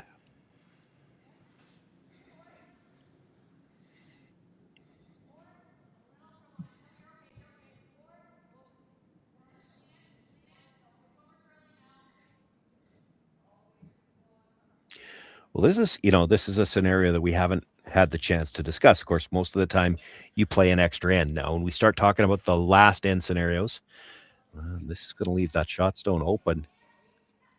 She's going to go after it directly. She could play the peel across the top, try to double them and roll away. You make this, Cameron's probably still coming around the guard, I would think. But to finish that thought, we talk about all the time, would you rather be one up coming home without last rock or one down with? Well, now in a scenario where there's no extra end, it's just a straight draw to the button. Would you rather be, and this is Christina Black's going to have to answer this question, or might have to answer this question before the end's over. Would you rather be 2 up without or tied up with? Because in the 8th end, you still get a hammer. But if it goes to an extra, it's draw to the button. You don't get that last rock advantage.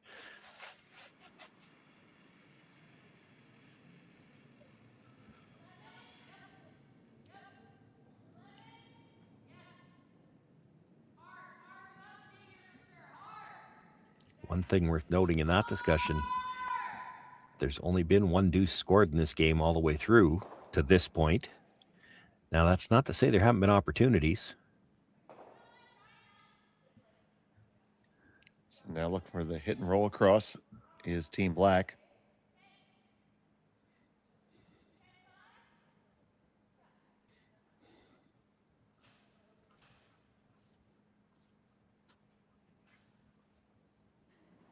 Quite a good distance to control a roll here.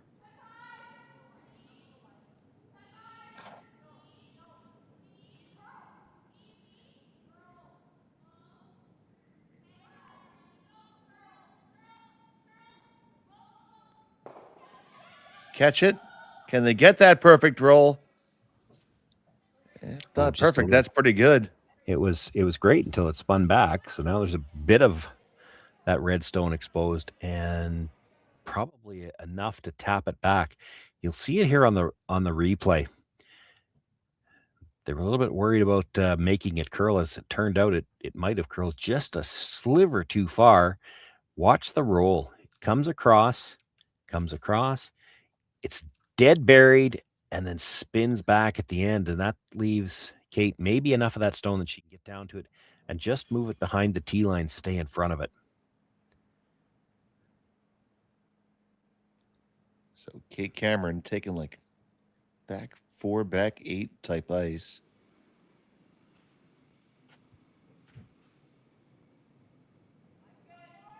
Her first of 2 in the 7th.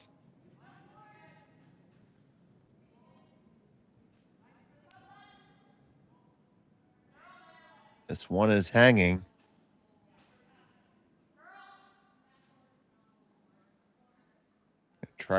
See if they can still grab a little piece.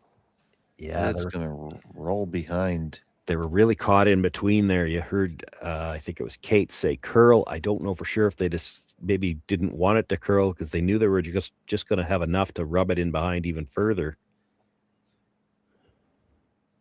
So you say could have made an argument to sweep it by there. Yeah. Might have been too late to make that decision too, but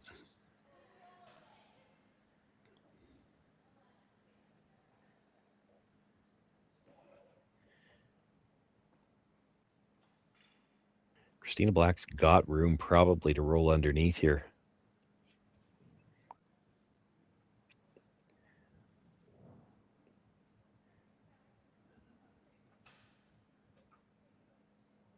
And then Kate Cameron would be in a heck of a pile of trouble.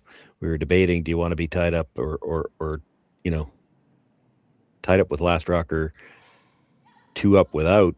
Well, if she could be 4 up without, she'll take that all day. You get the roll underneath here, Kate Cameron's going to be in all kinds of trouble. They're not playing the roll underneath. They're trying to roll open. And they do. Well, I think Kate's playing the same tap now. I mean, she's still got to make it. Or you straight freeze it and give her the shot for 2 and hope she misses it. Yeah, this is going to have to be made well or basically game over. Yeah, where the roll was made, though, this might be all she's got. I think if you play the hit and roll from there, if you got buried, you're far enough back that you're not shot rock, so it's still a draw for 2.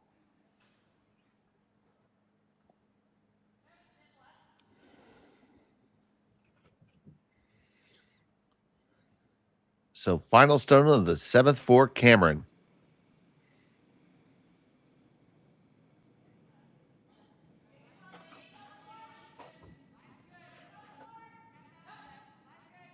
I think I'm hearing top 4, so they're just playing for the freeze here.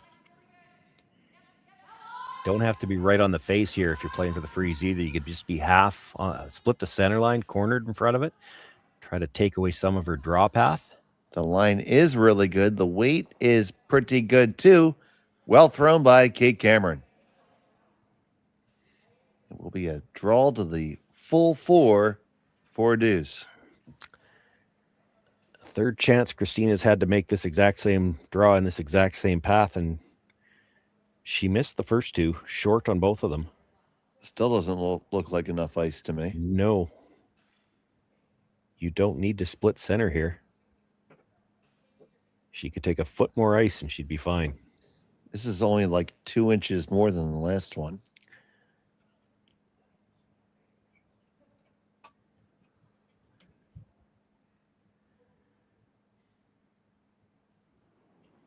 So final stone of the 7th end for Black. She has 1. Needs full 4 to get 2 and take a 3-stone lead. Definitely threw that in out, so line shouldn't be an issue if her weight's good.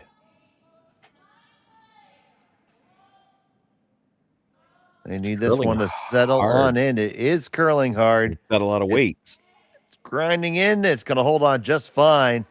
It's a deuce for Black. Cameron down by 3 coming home. We'll be back from Martensville after this. Hey, Mark, you ready for this game tonight? Yeah, I'm excited, man. Cupsy, what are you doing over there? Don't worry, boys. Was just on AztecSafety.com, took a fire extinguisher safety course. Paul, I'm putting out the fires from now on. Woo!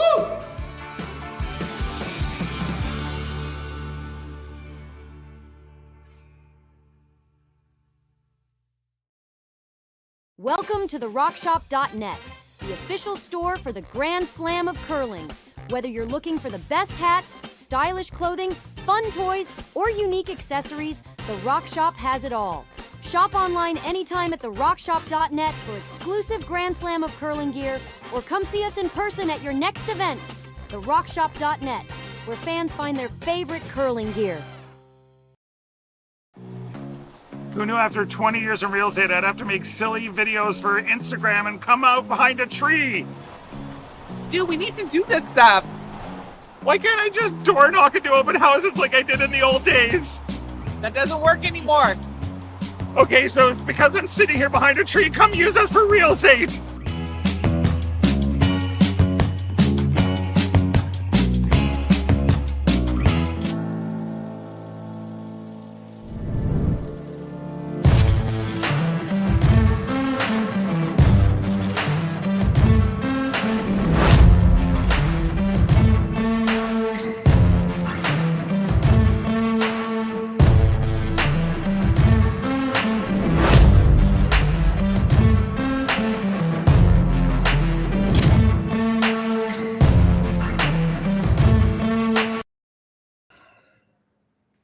And welcome back to Martensville, the 8th and final end.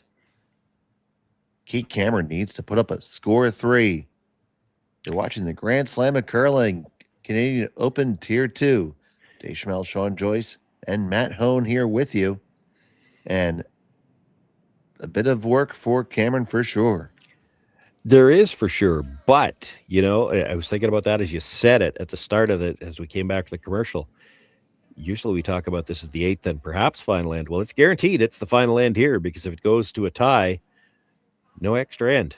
It would be a draw to the button, and apparently it's happened a few times already.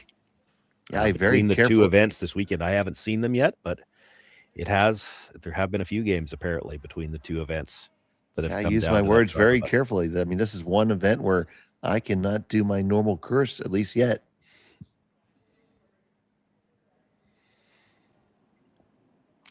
the other thing I'm wondering here as we start the setup of this eighth end is, does Kate Cameron play two guards? I would assume yes, but there's been a couple of ends this game where she hasn't done what I would have thought she would have done. And if this is short of the house, she could use this as her second guard. You need two guards in the strategy handbook to score 3.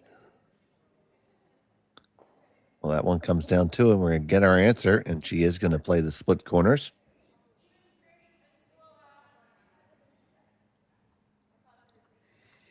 Yeah, it takes a little bit of patience to play this format, but I mean, this is your way to score 3. You need 2 corner guards. You know your opposition's probably coming into the center of the house all 3 times. I don't think they're going to throw a guard. You go around the worst of the 2 guards first. Presumably, they're going to peel the guard. And then likely you're making a play on those middle ones right away, and then you worry about getting around the other guard a little bit later. You're going to let them hit the open one. This is surprising. She's going to throw the center guard. So you're saying you're a lot of teams almost giving Cameron a gift? It's another rock that she can use to try to score a 3, because if you ever manage to get rid of the other 2 guards, she's still got this one. She's got to deal with those rocks in the middle, but she doesn't have to try to kill them. She could just try to move them back, and then a guard just makes it harder to get rid of the yellow ones. So now she has the option. If you're Kate Cameron, she can start dealing with the rocks in the middle now. So you can come around, try to jiggle those back, move them around somehow or another. If you lose one of the corner guards, you've still got 2 guards to work with. You can probably deal with either middle stone right now. Yeah, and if you played this with like hack weight, if you happen to rub the guard, you're going to end up in behind a corner likely.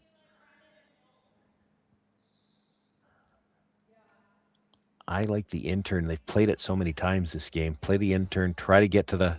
Well, they're going to call timeout, talk about it. Timeout's called. That's there first. You can see the clock back there, but I can't see it well enough to tell how much time's on it.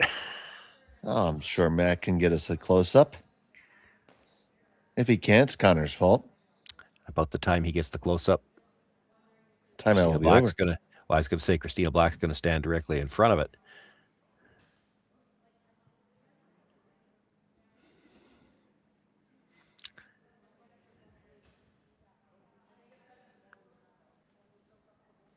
Coaches, and I'm not 100% sure that I'm right on who the coach is for Cameron, but I think that's Derek Samagalski.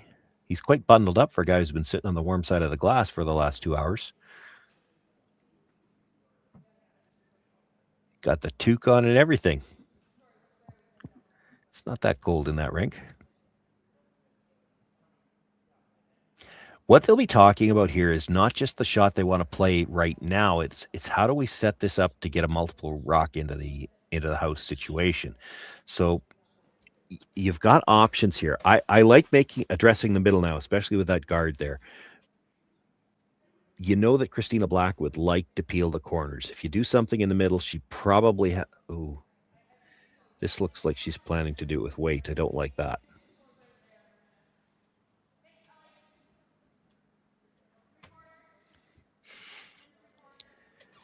Well, I mean, it's good if you make it, but boy, you better not roll out. Checking the time.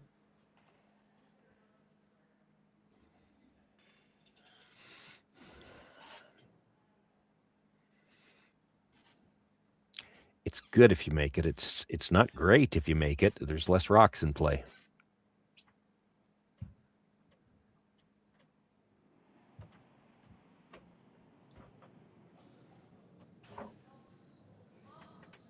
You're certainly going to make the decisions easier for Christina Black as well.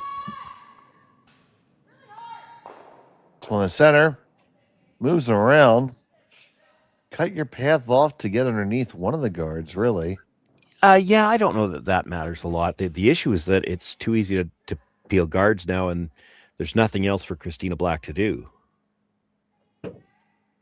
This doesn't look like the easier of the 2 double peels, though. It looks like the other one is. Hit the other corner, come into the one of the center line, then you get to the back end of it and you can scoot your shooter in. You can certainly make the double this way, but hard to roll your shooter away.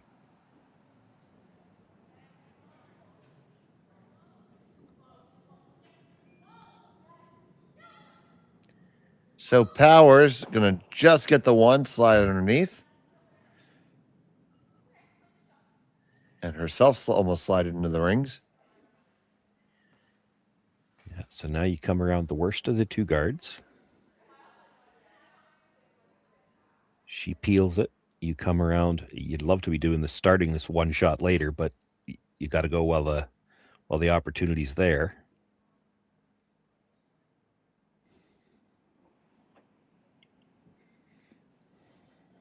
McDonald.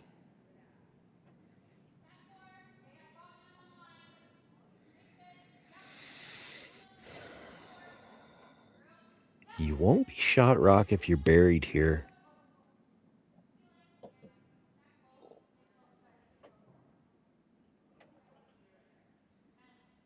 This last bit of finish is going to bury it. Just behind the tee line. Room for another.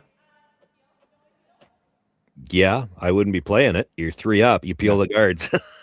There's a double peel there, and if you're on the back end of the second guard, spin into the rings, the game's pretty much over. No, I certainly agree, but the fact that she hesitated there for a second made me think.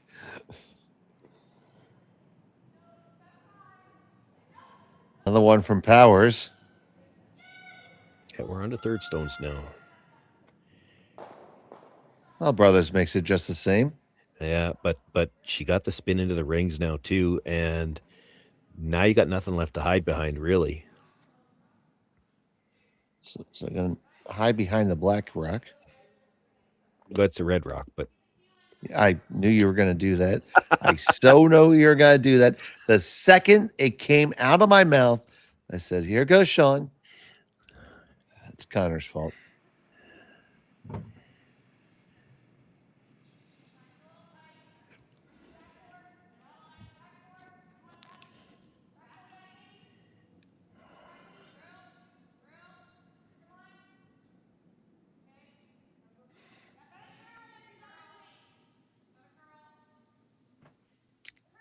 This one has to curl all the way to BC.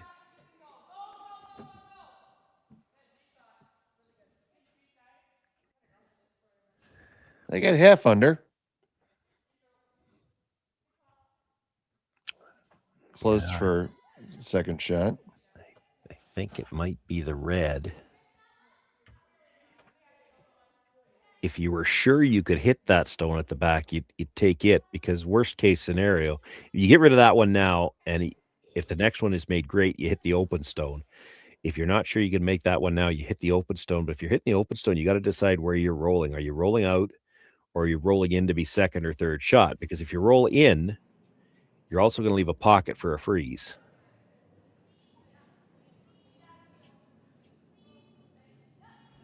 That might be okay. You roll in. They're playing the roll away. Had you rolled in, you leave the pocket for the freeze, then you hit the freeze on the nose, and you're going to have an open shot for your last one. So looking to play the freeze there. Yeah, freezing the top one is no good. Freezing the back one works because as it comes across, there's a couple of rocks it could come into and hard to kill them, but you still got to be close to the nose on this. Ideally, you want a freeze good enough that if they try to blast it, it goes over the top of the yellow, and if you're really greedy, it's going into that red at the back 12 foot.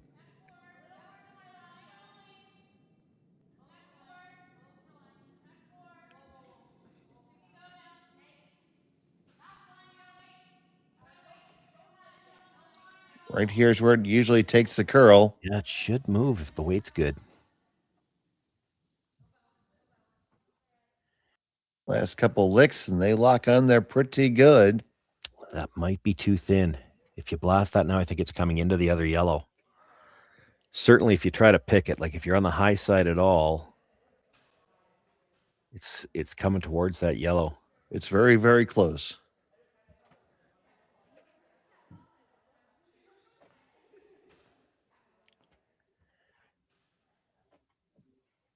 They're going to call their timeout.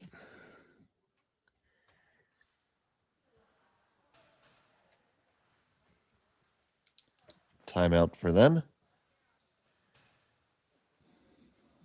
Of course, the Cameron coach can come on out and talk.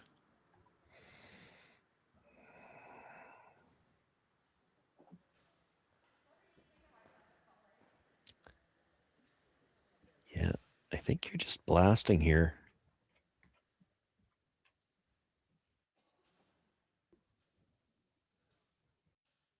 I'm not sure with that broom though. Like you could put the broom right on the edge of the rock, right in front of the red one. You hit half a stone, you either pick it clean and it goes into that yellow, or even if it just touches the red, I still think it's going towards the yellow. She is throwing the out turn. She's got to be planning to set this a fair bit. So Christina Black.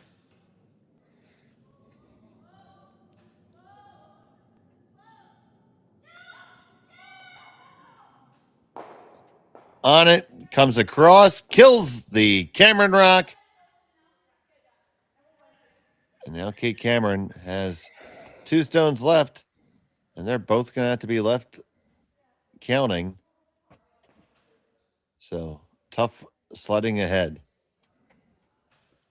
And plenty of sledding available in the Martensville area. Yeah, I'm not sure I see the advantage to hitting this just yet, but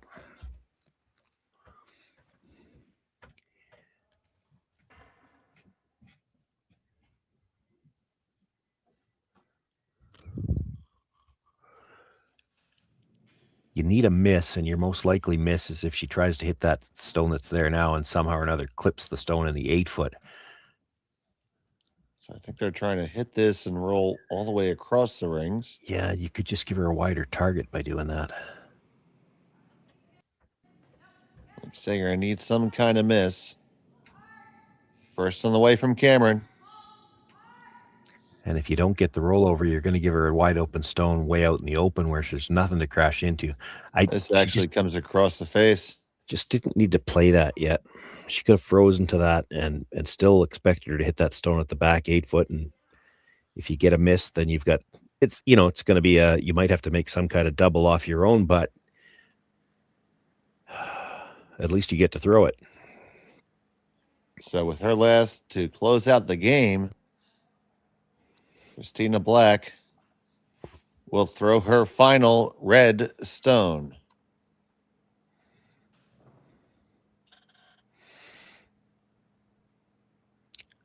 Cameron came in 1-0. Black came in 0-1. This would move them both to even, and there'd be a bit of a cluster in the middle of that pool. 4 teams would be tied at 1-1 in the middle of Pool A. Those draw shots are going to become very, very important as we go through the rest of the pool.